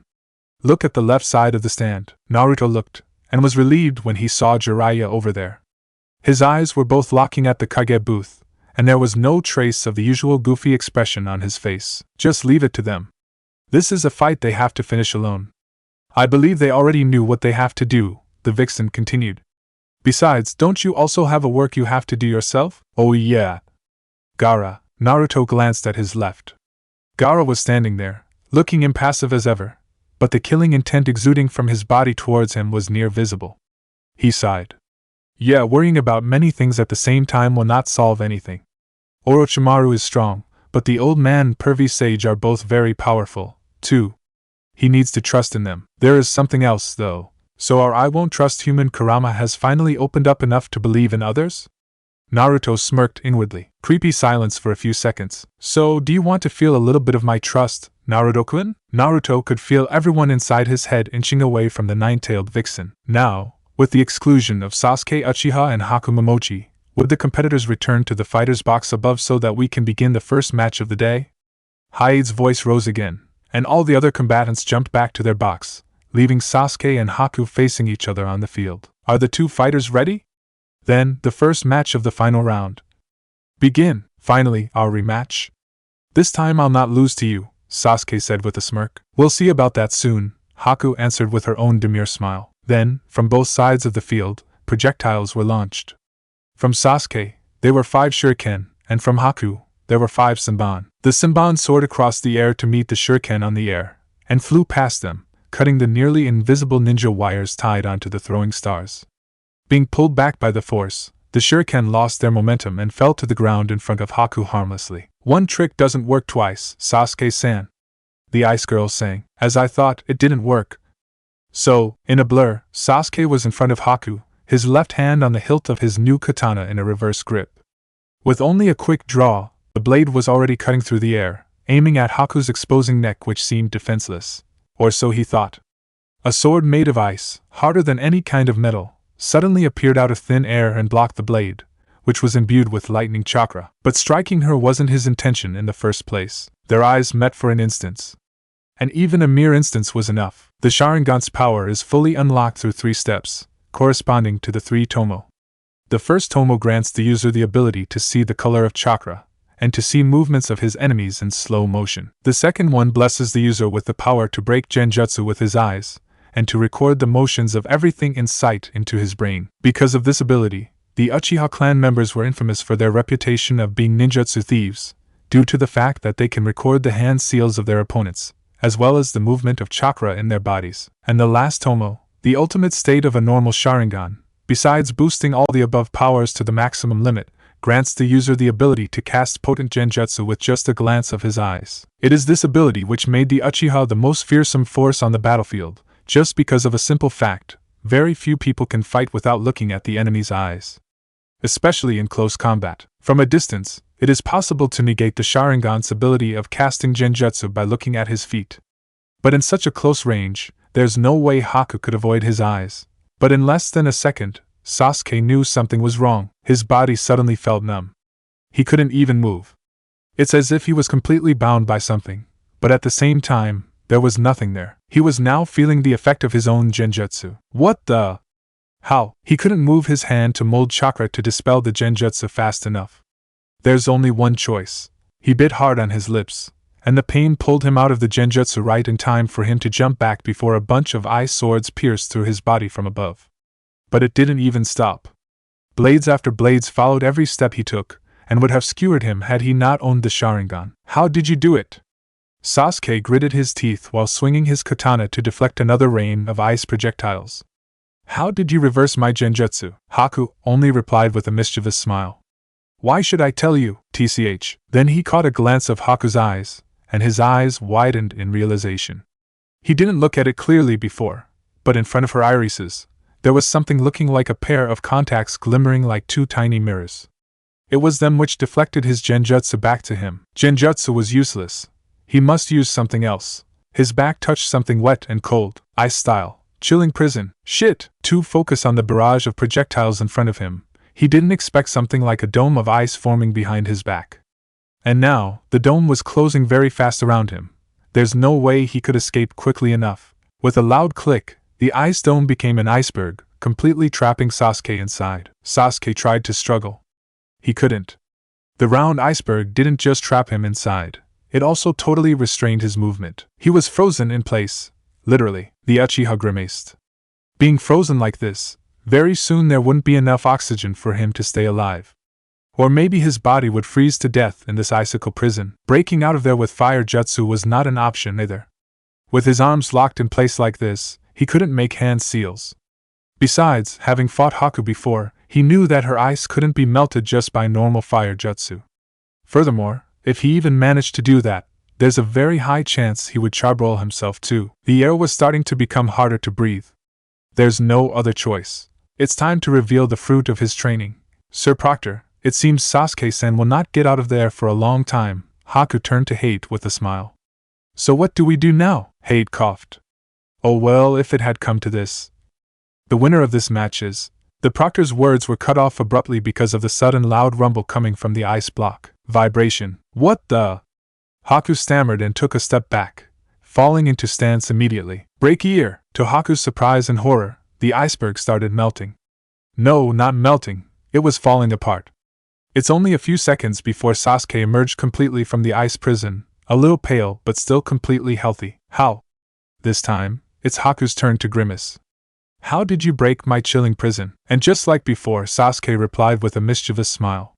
Why should I tell you, Haku? Somewhere on the stands, snickers rose. 00000. What is, that jutsu?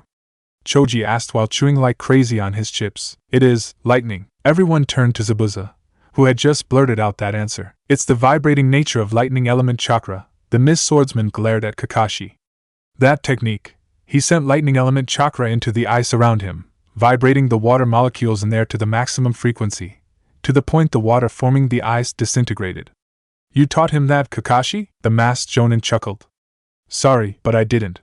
Sasuke was the one who created it when I taught him about lightning element. I only helped him completing it. That jutsu is not as strong as the Chidori when it comes to killing, but in a way, it is even more powerful and destructive than my jutsu. Woohoo! Sasuke-kun is so awesome! Ino cheered loudly. Sasuke. That boy, he's such an incredible kid, Kakashi thought. It will be a disaster if someone like him falls into evil hands. 00000. So, back to the start again, are we? Haku smiled. Sasuke smirked and answered, yeah. But this time, things will be different. Fire style. Phoenix flower jutsu. Balls of fire erupted from Sasuke's mouth and flew towards Haku with the speed of cannonballs. With a quick hand sign, a slab of ice rose in front of Haku like a wall, protecting her when the bullets of fire bombarded it one after another. Her eyes narrowed when the rather thick and heavy ice barrier shook dangerously with each impact. The power of his fire jutsu increased. Then her eyes widened when a blue blade of lightning chakra pierced through the ice slab. She quickly leaned aside to avoid it, but it still managed to graze through her left shoulder. Ugh dash! Her arm suddenly felt numb, as if she just stuck it into a huge block of the coldest ice in the world. Surprised? She heard Sasuke's voice from behind the ice slab. Your ice might be so strong that even fire cannot melt, but lightning pierces everything. The wall of ice crumbled, revealing Haku, who couldn't move her left arm due to the numbing sensation. Now let's see what you can do against me with one useless arm. With those words, Sasuke leapt at Haku and engaged her in a relentless taijutsu and kenjutsu assault. But with one arm lacking, it seemed she couldn't hold herself as good as before. Finally, with a quick thrust, Sasuke's sword impaled her in the stomach. On the stands, a loud gasp echoed. The Sasuke! Naruto exclaimed in horror. You didn't have to go that far. Don't worry, Naruto. It's not over yet.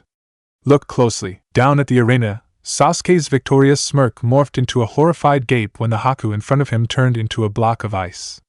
Said ice was now creeping up the blade of the katana in a very fast pace. The Uchiha immediately let go of his sword, right before the ice completely froze the hilt. Seriously, Sasuke-san, the silky voice of Haku rose from behind him. Did you forget that I'm specialized in fighting with one hand? Sasuke snapped his head back, only to find himself facing a mirror, and not only one mirror. A dome of mirrors had surrounded him, each reflecting an image of Haku. Just like the time at the bridge, and worse, this time, the mirrors were all connected with each other. There was absolutely no gap for him to escape from the dome of mirrors. Not like before. Sasuke is very fast for a genin of his age. In normal conditions, he definitely has a clear advantage against most genin in speed, power, and flexibility. The training with Kakashi during the last month improved those advantages even further, making him one of the most powerful genin of Konohagakure. But this was not a normal condition. Inside this dome of mirror, Haku was always the fastest. Even though his Sharingan had advanced enough for him to see her movement, there's no way his reflex would catch up with her, unless she's out of chakra. And it didn't seem to be the case at that moment. And who knows what kind of training Zabuza, her Jonin teacher and adoptive father, the one famous for his power and brutality, bearing the alias Devil of the Hidden Mist, gave her during the training month? Okay, Sasuke, think. What did you do the last time you're trapped in this jutsu? The last time, his fire jutsu, together with Naruto's wind jutsu, had blown up the mirror dome. But there's no Naruto here now. From a mirror, Haku's body started emerging, ready for the assault that would finish Sasuke off. Wait. She has to leave the mirror if she wants to strike me. If that's the case, he has a way. It would cost a lot of chakra. But it's now, or never. Haku emerged completely from the mirror and started ricocheting between mirrors, while pelting Sasuke with her saban. The Uchiha winced when the deadly needles stabbed into his body. Not yet. It's not ready yet. A few more seconds, Haku flew towards him, a bunch of saban on her hand, ready for the finishing strike. Now, Chidori. Current, lightning blasted out from Sasuke's body, lighting up the whole ice dome, making it look like a disco ball when looking from the outside. The air was suddenly full of Haku's screams of pain and horror, startling everyone in the stadium. What the? Zabuza muttered. What's happening in there? Don't tell me. Sasuke's voice rose from inside the dome. Surrender now, or you will die. The walls of ice crumbled down, revealing an awkward scene. Sasuke was sprawling face down on the ground, breathing hard. His clothes were torn and sleazy. And under him was a blushing and trembling Haku, whose eyes were full of tears and limbs were pinned down under the boy's arms and legs. Half of her skirt and a large part of her sweater were torn apart, revealing rather large bits of her, underwear to the audiences. Awkward silence. I forfeit, Haku answered in a meek voice. But since you've done this to me, you'll need to take responsibility. Wa, dai Uchiha. Sasuke had to scramble out of the way when Kubikura Bocho soared through the air, aiming for his neck. What the hell? Die. Let's just say right now, Sasuke was running faster than evenly with his weights removed. And with a tired body, no less. While Sasuke was running for his life with Zabuza right behind him, Kubikura Bocho swinging haphazardly, Naruto jumped down to the arena and picked Haku up, bridal style. You did that on purpose, did you, Haku-chan? He deadpanned. The girl only giggled mischievously in response. Naruto sighed. I can't believe you're such a sore loser. What are you doing?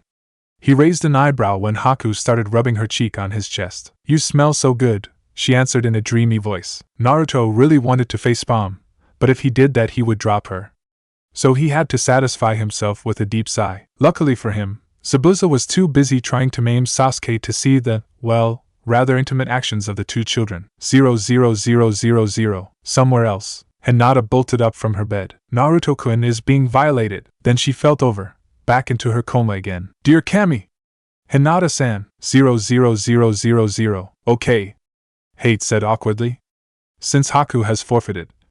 The winner of this match is Sasuke Uchiha. 00000. Our Haku-chan is so cute. Do you think so, Hokage-sama? Kazekage-sama? Mei giggled in the Kage box. Hiruzen smiled. Indeed, she is a rather interesting genin you have there, Mizukage-sama. What she used is the I-style Kekkei Genkai, right? Interesting. And the Uchiha's power. Nice.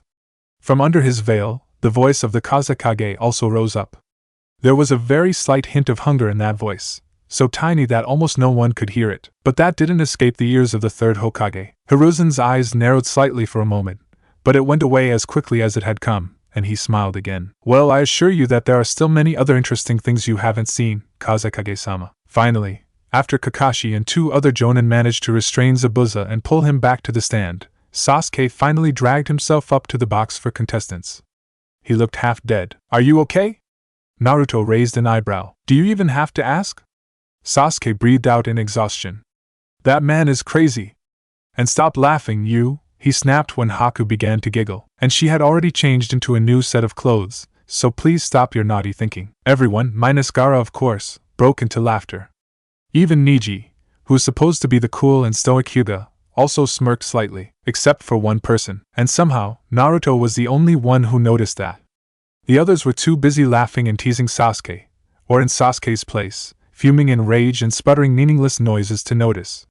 Maybe it was because of Kurama's ability to sense negative emotions. Sakura, he lightly grasped the girl's shoulder and whispered to her ear. You're worried, aren't you? Sakura nearly jumped when the hand touched her shoulder, but managed to relax when she realized that was Naruto's. Why yeah, she mumbled. She wanted to look at him, but her head felt so heavy she couldn't even lift it up. Then she nearly jumped again when she felt Naruto's arm wrapping around her waist. She really wanted to turn back and mow him down for daring to touch her like that, especially in that place. But, don't worry, Sakura.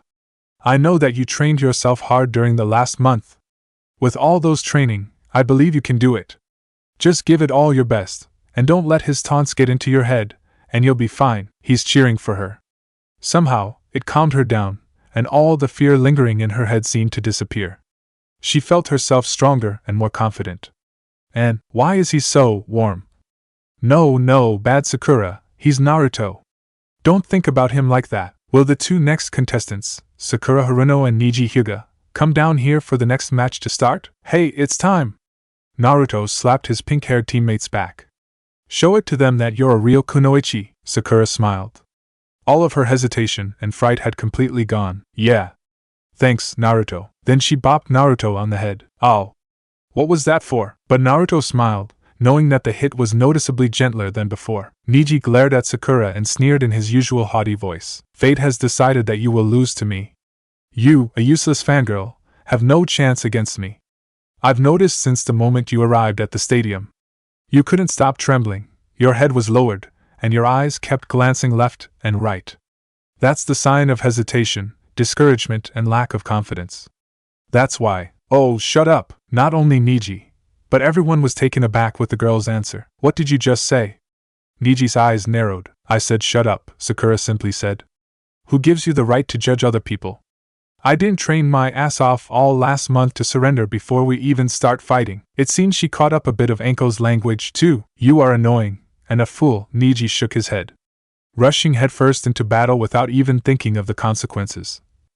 Just like Hinata-sama, he said those last words in a venomous tone. Hinata again.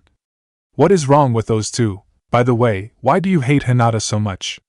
Sakura voiced her question, and Neji's eyes immediately hardened. It's none of your business, he snapped coldly. But that only made Sakura more curious. I don't get it. What did Hinata ever do to you? A sweet, innocent girl like her. She doesn't want to harm even an ant. Suddenly, Neji rushed at Sakura like a mad bull. His left palm full of chakra lashed out at the girl like a snake lunging at its prey. Luckily, Sakura managed to jump back to avoid the strike, but when she looked at Neji's face, she could see the furious rage engraved into his eyes and the snarl on his mouth. He opened combat first. So Hinata's name pushed his berserk button.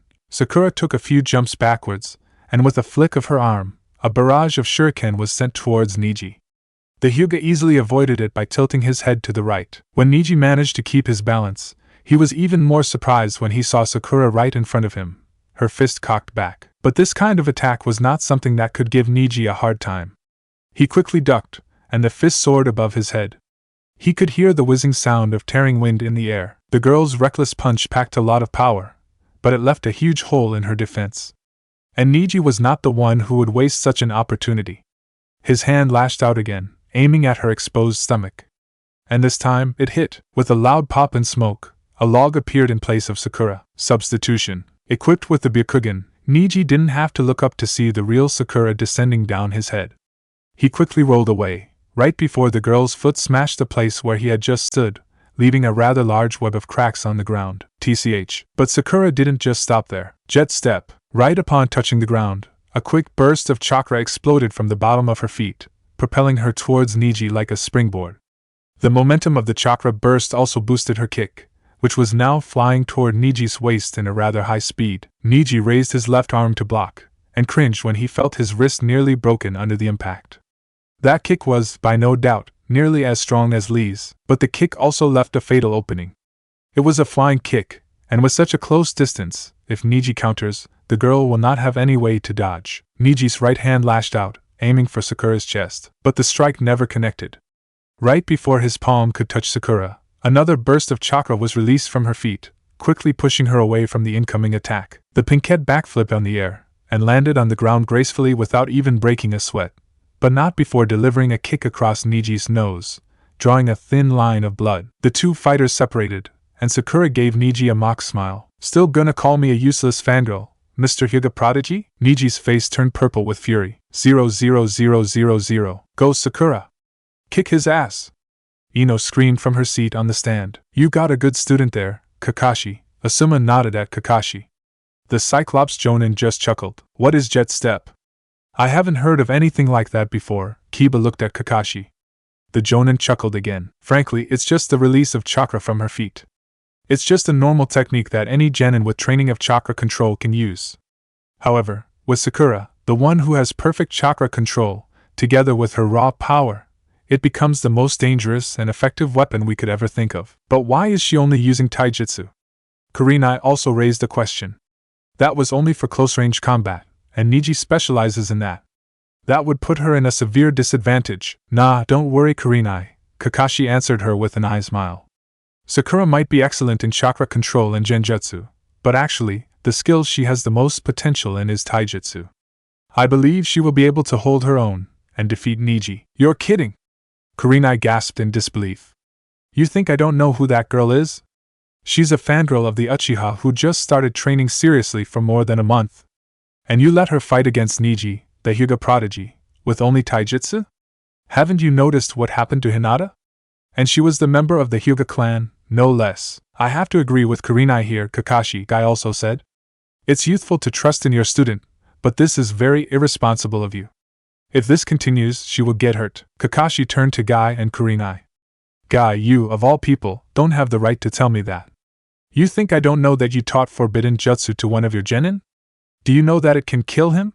And you let another fall so deep into hatred and vengeance he now become like this.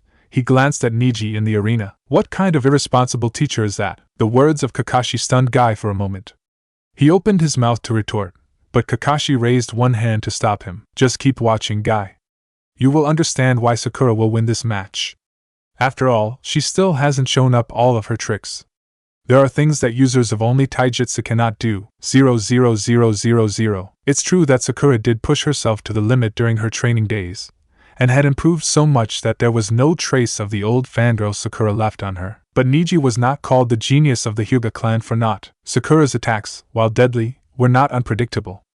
As a specialist in taijutsu, he got himself familiar with most of Sakura's attack pattern after trading only a few blows, and soon, he was finally able to push the girl back. It was a miracle Sakura didn't let him land any decisive blow on her body. A quick push from Neji made Sakura jump back a few steps. She crouched back into her stance, breathing heavily. Have you realized the difference between our strength? From the middle of the arena, the voice of Neji rose again. You are just trying in vain. No matter how hard you try, you can never defeat me. Trying to change yourself through hard work is just an illusion. The pinkette grimaced. It's true. Even with all those blows, I couldn't even land a clean hit on him. He's just too strong. Do I have any hope? Then she shook her head. This is not the time for thinking about that. I'm here to win, and I've prepared so much for this. There is no time for hesitation. It's time for her to change tactic. If power isn't effective, speed will be the next thing to try. Jet step. Neji's eyes narrowed. What is she going to do? Second shift. The ground under Sakura's feet exploded, and the girl flew towards Neji with the speed of a rocket. If jet step first shift is the quick, constant release of chakra to make Sakura's movement faster and more flexible, the second shift is a powerful concentrated burst of chakra, released in an instant, to make her body a bullet shot from a gun. Humans' eyes, Kekkei Genkai or not, might be able to see the way a bullet flies at them. But evading it is a completely different matter. The Hyuga's eyes could see the movement, but his body couldn't follow it fast enough. Only through sheer luck and reflex did he manage to avoid the fist of the girl from caving his face in, but it still grazed across the side of his face, and ripped his hataite off his head. The headband fell to the ground with a loud clang. Sakura turned, and with another explosion of chakra, flew at Neji again, her fist launching another punch. And this time, it met the target, or more exactly it should have. There was a layer of chakra surrounding Neji's body. Her punch, although enhanced with the boost of speed, couldn't get through it. And, rotation, Sakura was thrown away violently when the dome of chakra erupted from the Hyuga's body. She fell mercilessly on the ground with a loud thud, and winced when feeling the bone in her left arm crack slightly by the impact. On the stand, Hayashi Hyuga's eyes narrowed. Rotation. How can it be? It's the special technique only passed down to the heirs of the clan. Did he master it on his own? What is that? Sakura breathed out, and Neji smirked. This is the Hyuga clan's absolute defense, revolving heaven. You cannot. I'm not asking about that. I'm asking about that. Her finger was pointing at Neji's forehead, where the symbol of the caged bird seal lay. Neji's eyes hardened. So you saw this? If you really want to know, this is the symbol of the Hyuga clan's curse of hatred, a mark showing the fate of the branch house members. And this, his voice suddenly turned to a snarl, is the reason why my father was killed by the main family. The branch house has the fate of becoming the ones who protect members of the main house, and that destiny was marked with this caged bird seal. When I was 4, I was turned into the bird in the cage through this curse. They're not simply for decoration. They are also the tool of the main house to seal the Byakugan off when we die, and to keep us in place like dog leashes. The Hyuga's hands curled into fists. One night, Hinata-sama was kidnapped by someone. Of course, Hayashi-sama noticed it right away, and killed the kidnapper with a blow to his heart. Do you know who he was? He was the ambassador of Kumogakure, who was in Konoha that day to sign an alliance with the village. A murmur spread through the audience. Because of that, Kumo and Konoha nearly got into a war, Neji spat out with a hateful glare. But then, Konoha got an excellent idea to prevent that from happening, offering the body of a Hyuga with the Byakugan as peace treaty. And whose body it was? Of course it was my father's. He was killed by the main house to replace Hayashi-sama, who is too precious for them to lose. This time, a loud gasp echoed through the stadium. There were people who knew about the Hyuga clan affair before, but hearing it out from a member of the clan made it sound 10 times worse. Some eyes glanced at Hayashi, who was now trying his best not to bury his face in his hands. Is it true, sensei? Ino looked at Guy. Is it true that Hinata's dad killed Neji's dad? I don't know, the taijutsu master shook his head. I have asked Neji about this before, but he didn't answer. I don't even know what he's just said was true or not. The Hyuga clan likes to keep their secrets for themselves, so that's it, Sakura murmured. She had arrived here, with the only intention to defeat the Hyuga jerk at first, but she didn't expect that there was such a long history behind the boy. That's the reason why you're so hostile against Hinata. You think that she was the reason behind your father's death. Finally realized it, eh? Neji smirked. Then you should have understood that no matter how hard you try, you will never escape fate. Just like my father and I being pushed into the branch house. Everything is always for the sake of the main house. Never were members of the branch house deserved any respect. Is it the truth, or is it what you thought? Neji surely didn't expect such a question. What? I am asking you if that is really the truth or just what you imagined by yourself, Sakura repeated calmly. Her face, surprisingly, was full of disgust, disappointment, and even pity. It is true that your father was dead, but what does it have to do with Hinata? She was just a 3-year-old child at that time, and you have been trying to kill her, because she couldn't do anything to fight back against a Jonin-level ninja at least. I am not the best at those tragedy stories, but even I can see that you are just trying to find someone to blame for your father's death. You! Neji snarled angrily, but Sakura didn't let him finish his sentence. I'm disgusted of the name prodigy people give you. I understand you're hurt because of your father's demise, but it's wrong to think destiny is all decided because of that. And you also have no right to force other people to believe in the fate you decide for them. Neji's Byakugan gleamed dangerously. Then, with a very quick movement, he charged at Sakura. The girl couldn't react fast enough to dodge the fingers aiming at her. 8 trigrams? 2 palms, Sakura gasped when the fingers poked her at the ribs. She felt a sharp pain, like needles stabbing through her skin, and the places attacked went numb. 4 palms. 8 palms. 16 palms. 32 palms. 64 palms. On the stand, Hayashi's eyes widened. That is the 8 trigrams 64 palms. Sakura screamed and stumbled back. Her whole body was burned with searing pain, and she couldn't feel chakra in her body anymore. This is what Hinata had to suffer. The pinkhead's body fell on the ground with a loud thud. I have warned you, and you didn't listen. Neji glared coldly at the girl on the ground. A spoiled brat like you, who knows nothing about the pain of losing someone close to you, can never understand. You can never understand what it's like to be burdened with something you can never get rid of. That is something decided by destiny, and there is no way to change it. My father tried to defy his destiny once, and he was killed. That was the fate of people who tried to go against their destiny. Just like you. Then he turned to hate. Referee, this match is over. She cannot fight anymore. Declare the winner. Don't underestimate me. Neji glanced back, and was shocked when he saw Sakura pushing herself up from the ground. How? She shouldn't have been able to move. I may not be able, to understand that pain of yours, she gasped out. But don't you dare thinking that only you have a bad past. Both of my teammates have pasts even worse than you. Both lost nearly everything precious of their lives. One of them also has to bear the greatest burden. He was the dead last of our class, the troublemaker of the village. Everyone hates him. But he never. He has always faced them with a smile, always tried to become better. And now, he has become one of the best genin I've ever seen. On the contestant box, Naruto grinned, and Sasuke snorted, he is the one who gave me the reason to become a better kunoichi. So, don't you dare, saying that people cannot change. Ha! Better kunoichi, you say? Neji laughed. Right now you cannot even stand properly. Without proof, all those pretty words you have just said are just empty, meaningless blabbers. Face it, you will never be able to become anything but a weakling who can do nothing but depends on your teammates. Don't listen to him, Sakura. Everyone turned to the contestants' box, where this new voice originated. It was Naruto who had just yelled out. He was looking at Sakura with an encouraging smile on his face. If you believe in yourself, there is nothing you cannot do. As long as we are here, you will never be a weakling. Give it your best, and show him what you got. It is true. Next to Naruto, Lee was also screaming to the sky with his signature loud voice. Your way of thinking is the most youthful, Sakura-san.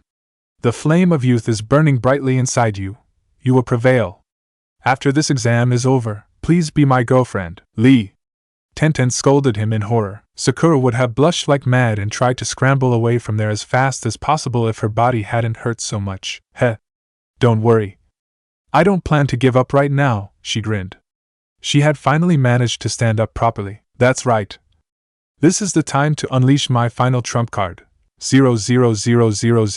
Flashback. Remember Sakura, an important note when you fight Hyuga clan members is that you must never let them hit you, Kakashi said. As far as I know, they have attacks that are able to hit your tenketsu and shut them down, making you unable to access chakra. If that's the case, even Jet Step will become useless. You're asking me the impossible thing, Sensei. Sakura stared at him. Try my best or not, Neji is still a taijutsu genius. How can I fight him without getting hit even once? Kakashi winced. That was a pretty good reasoning. That Neji boy was a member of the Hyuga clan, famous for their taijutsu, and a student of Gai, no less. Even with her newly developed technique, how might he expect Sakura to win without letting him hit her? If that's the case, we'll have to find a way to counter him when you're hit then. But, Kakashi scratched his cheek, I don't think there is any way to counter it once you got hit by them. Unless you can force your tenketsu open with a strong burst of chakra from an outside source. Well, that was easy, Anko butted in. Just store your chakra into a scroll, then when you're hit, pop it out, and voila. Good as new. Ha ha ha. She laughed. That was only a joke, but Kakashi's visible eye suddenly widened. You know, that's actually not a bad idea. End flashback. 00000. Neji's right eyebrow quirked when Sakura clapped her hands together. It's useless. Your chakra network was sealed completely. You cannot use chakra anymore, don't bother. Huh! His eyes widened when a blue flame of chakra started glowing around Sakura's stomach. Not only that, it was glowing stronger and stronger. What? How? This is impossible. Then the flame exploded. With the Byakugan activated, Neji could see, in horror, chakra bursting from the place on Sakura's stomach into her chakra network. Wherever the chakra stream spread to, the tenketsu there was forced open immediately. What? What is this? How did you? Surprised, huh? Sakura smiled triumphantly. This is all the chakra I've stored during the last training month. Seems the gentle fist is not so perfect anymore, is it? Now prepare yourself, because this will be the last attack of this match. With those words, Sakura once again launched herself at Neji. That chakra burst. It's even stronger than before. Rotation. Sakura was once again tossed away by the dome of chakra surrounding Neji. But this time, with a burst of chakra, she did a backflip on the air and landed on the ground easily and quickly enough to pull out some shuriken and throw them at Neji, who had just finished spinning. The boy also pulled out his own shuriken and threw. The star-shaped projectiles met each other on the air, making some loud clang. Why didn't he just use rotation again? Could it be, for the first time since the match began, Neji's face showed a worried expression. Sakura rushed in again with another air-splitting kick, and this time, Neji had to retreat. Neji Hyuga, the prodigy of the Hyuga clan, of all people, was forced to retreat in a taijutsu battle, with a normal kunoichi without any special ability, no less. But even Sakura couldn't hold it for much longer. Forceful sudden injection of such a large amount of chakra into the body of a human is dangerous. Even right now, Sakura's whole body was in throbbing pain, yet she was still forcing her way in valiantly, not even caring about her body. Why? Why are you trying so hard? Because Sakura punctuated every word with a punch. You look down on everyone with lower status than you. You spat on people's effort to become better, thinking it was decided by some stupid destiny and fate, and she launched an especially nasty punch to Neji's face, forcing the Hyuga to duck and roll away. You said that I could not become anything but a weakling who needed to depend on my teammates. She bounced back, and Neji's Byakugan widened when he realized all the remaining chakra in Sakura's body started flowing towards her feet. Not good. Rotation. Neji's ultimate defense exploded into life once again with maximum force right before the pink bullet slammed into him with all the power she could manage. The two forces collided, and for a while, it seemed the girl had managed to pierce through. But finally, Sakura was the one who was thrown away, even more forcefully than before, by the immense force of the revolving heaven. Even in the hand of a genin, the ultimate defensive jutsu of the Hyuga clan is still not a force that can be underestimated. It was created based on the concept of retaliation with all of its meaning. The more powerful the opponent's techniques are, the more damaging rotation becomes. And with the speed and power Sakura was exuding right now, it was no wonder why she was blown away so violently. Most people didn't even notice the Samban flying out of Sakura's sleeve towards the spinning dome. Samban, different from kunai, is very small and slim, and thus faster and harder to be noticed from afar, as Haku had, very clearly and painfully for her enemies, proved it. And it is even more dangerous with an exploding tag wrapping outside. The Byakugan has a vision of 360 degrees, so even when spinning, Neji could still see everything around him without getting dizzy. Therefore, it is not a big surprise to see the very same eyes widening in horror when he saw the lone Samban advancing towards him as the dome of chakra around him started reducing in size and exploded when his rotation completely dissipated. Just remember, everyone, even if you don't have stupidly humongous-tailed beast chakra or fancy exploding clay ninjutsu, you can still make some nice booms with just papers with weird symbols on them. She timed the explosion so perfectly, right after my rotation completely finished. What is she? What happened? From the stand, Karin exclaimed. Where did that explosion come from? It's from Sakura, right before she crashed on the ground, Kakashi explained. They're both down, Ino said, pointing at the arena. It was true. Right now both Sakura and Neji were sprawling on the ground. Who will be the winner? Then, Neji was the one who managed to push himself up first. The boy's body was full of bruises. He was breathing heavily, and his Byakugan were deactivated. You fought well, he gasped out when dragging his feet to where Sakura was lying. But this is the end. This is reality. Guy looked at Kakashi. Too bad, my eternal rival, but the match is decided. Being able to push Neji of all people this much, your student burned brightly with the flame of youth. It's a pity she lost. I wouldn't say that so soon if I were you, Guy, Kakashi answered him in a triumphant tone. What? That was also what Neji exclaimed when two hands emerged from the ground and grabbed his legs. Earth-style, headhunter jutsu. How did you? The Hyuga could only croak those words out after he was buried to the neck in the ground. Sakura, who was standing above him right now, pointed a kunai at his forehead. She looked completely exhausted, but in her eyes, there was a blazing flame of determination which forced her to stay standing, and she was no longer wearing her long coat. It was because you never bothered to look underneath, Neji, she said. She was so tired that her voice was reduced to near whisper. Over there is just a decoy I made with my coat right before I crashed to the ground. The explosion was also only a decoy. My aim since you first used your rotation has always been trapping you in the ground like this. If you cannot move, all of your gentle fist abilities are useless. Now she moved her kunai down to his neck. Will you forfeit? She actually managed to defy fate. Could it be, I forfeit? This was the first time everyone in the stadium heard the prodigy of the Hyuga clan uttered those sad words. Silence filled the air for a few seconds. Then, Hyde's voice boomed around the stadium. Winner by forfeit, Sakura Haruno. The crowd erupted into cheers. Everyone was surprised that the Hyuga prodigy was defeated, and by forfeit, no less, by a normal kunoichi who had still just been a fanatic member of the Sasuke fan club just a few months ago. Thank goodness. It's finally over. I did it. With those final words, Sakura finally allowed herself to collapse. Will Sakura be alright? The medic treating Sakura lifted his head up and gave Naruto a smile. Don't worry. Aside from chakra exhaustion, fractured arm bones, 3 broken ribs, and slight rupture in her chakra network due to the forced injection of chakra into the system, she'll be alright. But it seems she will not be able to continue the Chunin exam. What a pity, she is such a promising candidate. That's not what I would call alright, you know. Naruto mumbled. The medic chuckled. Oh, cheer up, boy. Your girlfriend will be fine with us. By the way, your match is coming, isn't it? You'd better focus on that rather than worrying about her. Naruto blushed. Wah. She's not my girlfriend. Didn't you have a crush on her since you're in the academy?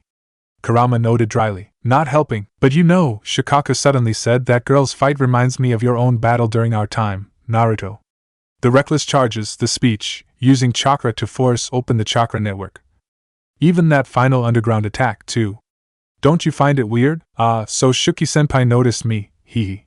Naruto grinned mentally. Even not being able to see, he could still feel Shikaka blushing bright red. Yup, he was able to make Shikaku, of all people, blush. Naruto is just that awesome. Wah how bwah. You. I didn't. And stop calling me with that name, Tsundere, Gyuki snorted, and received a punch to the face, courtesy of our favorite flustering Tanuki. That's not true, Shikaku. Koko shook his head. That girl's attacks might be reckless, but they're all practiced thoroughly from before the match.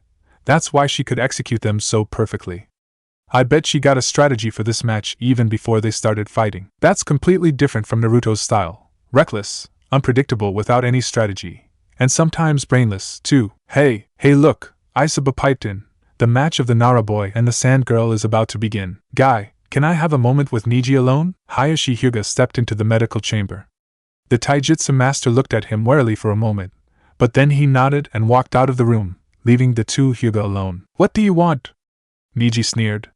Are you here to laugh at me? I am not, and you will never see me doing that, Hayashi answered stoically. The reason I'm here is to apologize to you. Then, the proud head of the Hyuga clan did something no one could ever expect. He kneeled on the ground and bowed down to Neji. Neji was completely shocked. However, at the same time, a barbaric happiness surged up from inside his stomach. And you think saying sorry alone is enough? He snapped bitterly. Sorry alone won't bring my father back. Can you bring him back to me? Why should I accept your apology? Hayashi stayed silent for a while. Then, he answered sadly. That is also what I come here for. I want to talk to you about your father. Neji's eyes widened. We regret to inform you that contestant Sakura Haruno is in no condition to continue with the exam. However, because contestant Neji Hyuga has lost his match, he cannot replace contestant Haruno. Hyde's announcement raised a wave of murmur from the audience. Because of this unexpected circumstance, after the 3 last matches of the first round, there will be 2 semi-final matches, and then, the 2 winners of the semi-final matches will face each other in the final match. Now, will the 2 next contestants, Shikamaru Nara of Konohagakure and Tamari of Sunagakure, come down to the field? Tamari floated down to the field immediately with a swing of her giant fan. However, Shikamaru still leaned on the rail of the contestant box and sighed. This is so troublesome. Why do I have to fight? And my opponent is a girl, no less. Maybe I should just throw the match right now. Poor guy. He didn't even see Naruto and Sasuke's evil grins behind his back. Oh, just go down there, will you? The Nara boy couldn't even scream out when 2 hands grabbed his collar from behind and threw him down the contestant's box. I've always wanted to do that. A rather smug-looking Sasuke looked at Naruto, who answered him with a grin. You don't know anything, Sasuke. You just don't know anything. Curse you, Naruto and Sasuke. I have to admit, that boy is lazy, but when needed, he's pretty good, Isaba noted while Shikamaru was jumping back to avoid the swing of the gigantic fan at his cranium. Then he winced when the Nara boy was blasted to the wall with a tornado. Ooh, that must have hurt. That Tamari girl was so brutal, especially when it comes to her future boyfriend, Shikaka piped in. She had lived with the girl for so long it became kind of a common knowledge. Don't worry. Shikamaru is incredibly smart.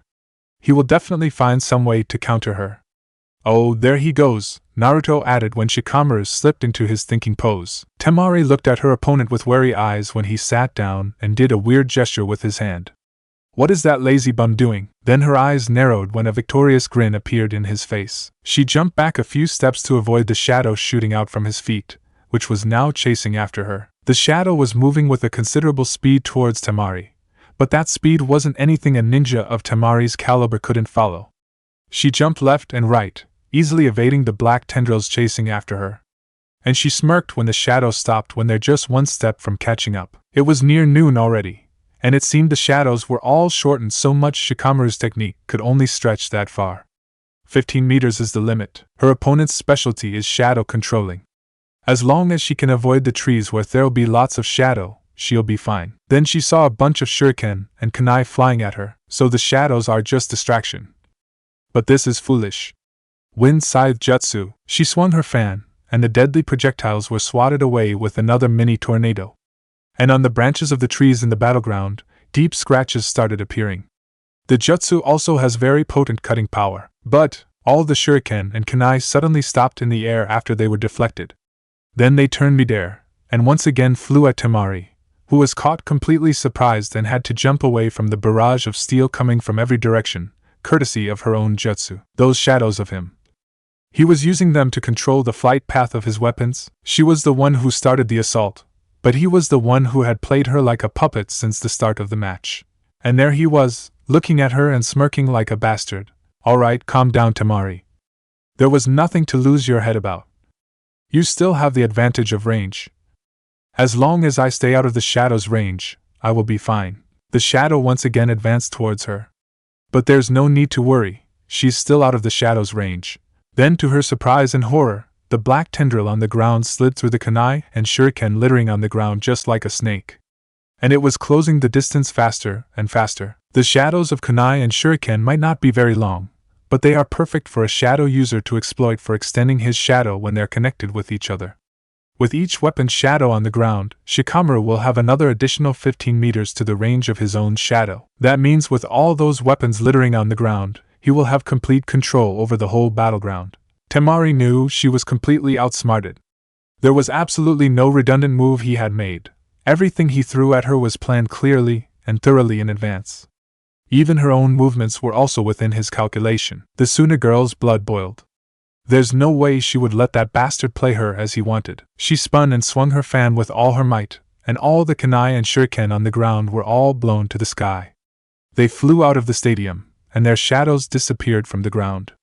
Without the additional shadows, Shikamaru stopped chasing after her, and started shrinking. With those annoying things out of the battlefield, she wouldn't have to worry about the shadow anymore. Then she had to hastily withdraw her fan to block when Shikamaru appeared suddenly out of nowhere and threw a punch at her. She smirked when the punch couldn't even make her hand shake. That's all you have? Pathetic. No. The smirk didn't even phase on the Nara's face. Shadow possession jutsu. Success. What the? Oh no, she had completely forgotten, for just a moment, that when he closed the distance between their shadows was also reduced. But that very same moment was the thing which cost her the match. And now she could only stand there and glare at the boy in rage, completely unable to do anything when he started raising his hand. Oh well, this is such a drag. I forfeit. Yeah, talk about dramatic. This timeline had become so close to Naruto's timeline it was becoming kinda stupid. Wait, what the hell? What do you mean you forfeit? Tamari asked in confusion when the shadow retreated from her feet. Using the shadow possession jutsu for so long has exhausted my chakra, Shikamaru sighed. I'm getting tired of this. One match is enough. Being able to think of 200 moves ahead will not do anything if I don't have chakra. It's needless to describe how appalled the whole stadium was right now. Liar! You just said that because you're lazy. Naruto said loudly. The tension suddenly broke. Nearly everyone broke into laughter, and Shikamaru muttered, "Damn that Naruto. He's the most troublesome person I've ever met." Hate chuckled. That Nara boy was strange, but at the same time, he had great potential. Winner by forfeit, Tamari. See? He did it. Naruto grinned. Well, I didn't say he wouldn't be able to do it, Koko shrugged. But still, that boy has an extraordinary mind for someone of his age. There aren't many people with that level of intelligence even in our father's time, you know. Coming from the most knowledgeable being in the world, that statement is definitely extravagant. PFFF, Goku laughed. What good is being intelligent for if you don't have the power to back it up? And that's the reason why you're just a stupid knucklehead, Matatabi said dryly. Oi! A swirl of sand from right next to him made Naruto jump.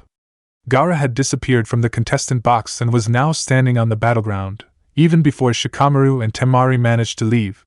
He was now looking at Naruto with a bloodthirsty glare. Come down here, Uzumaki.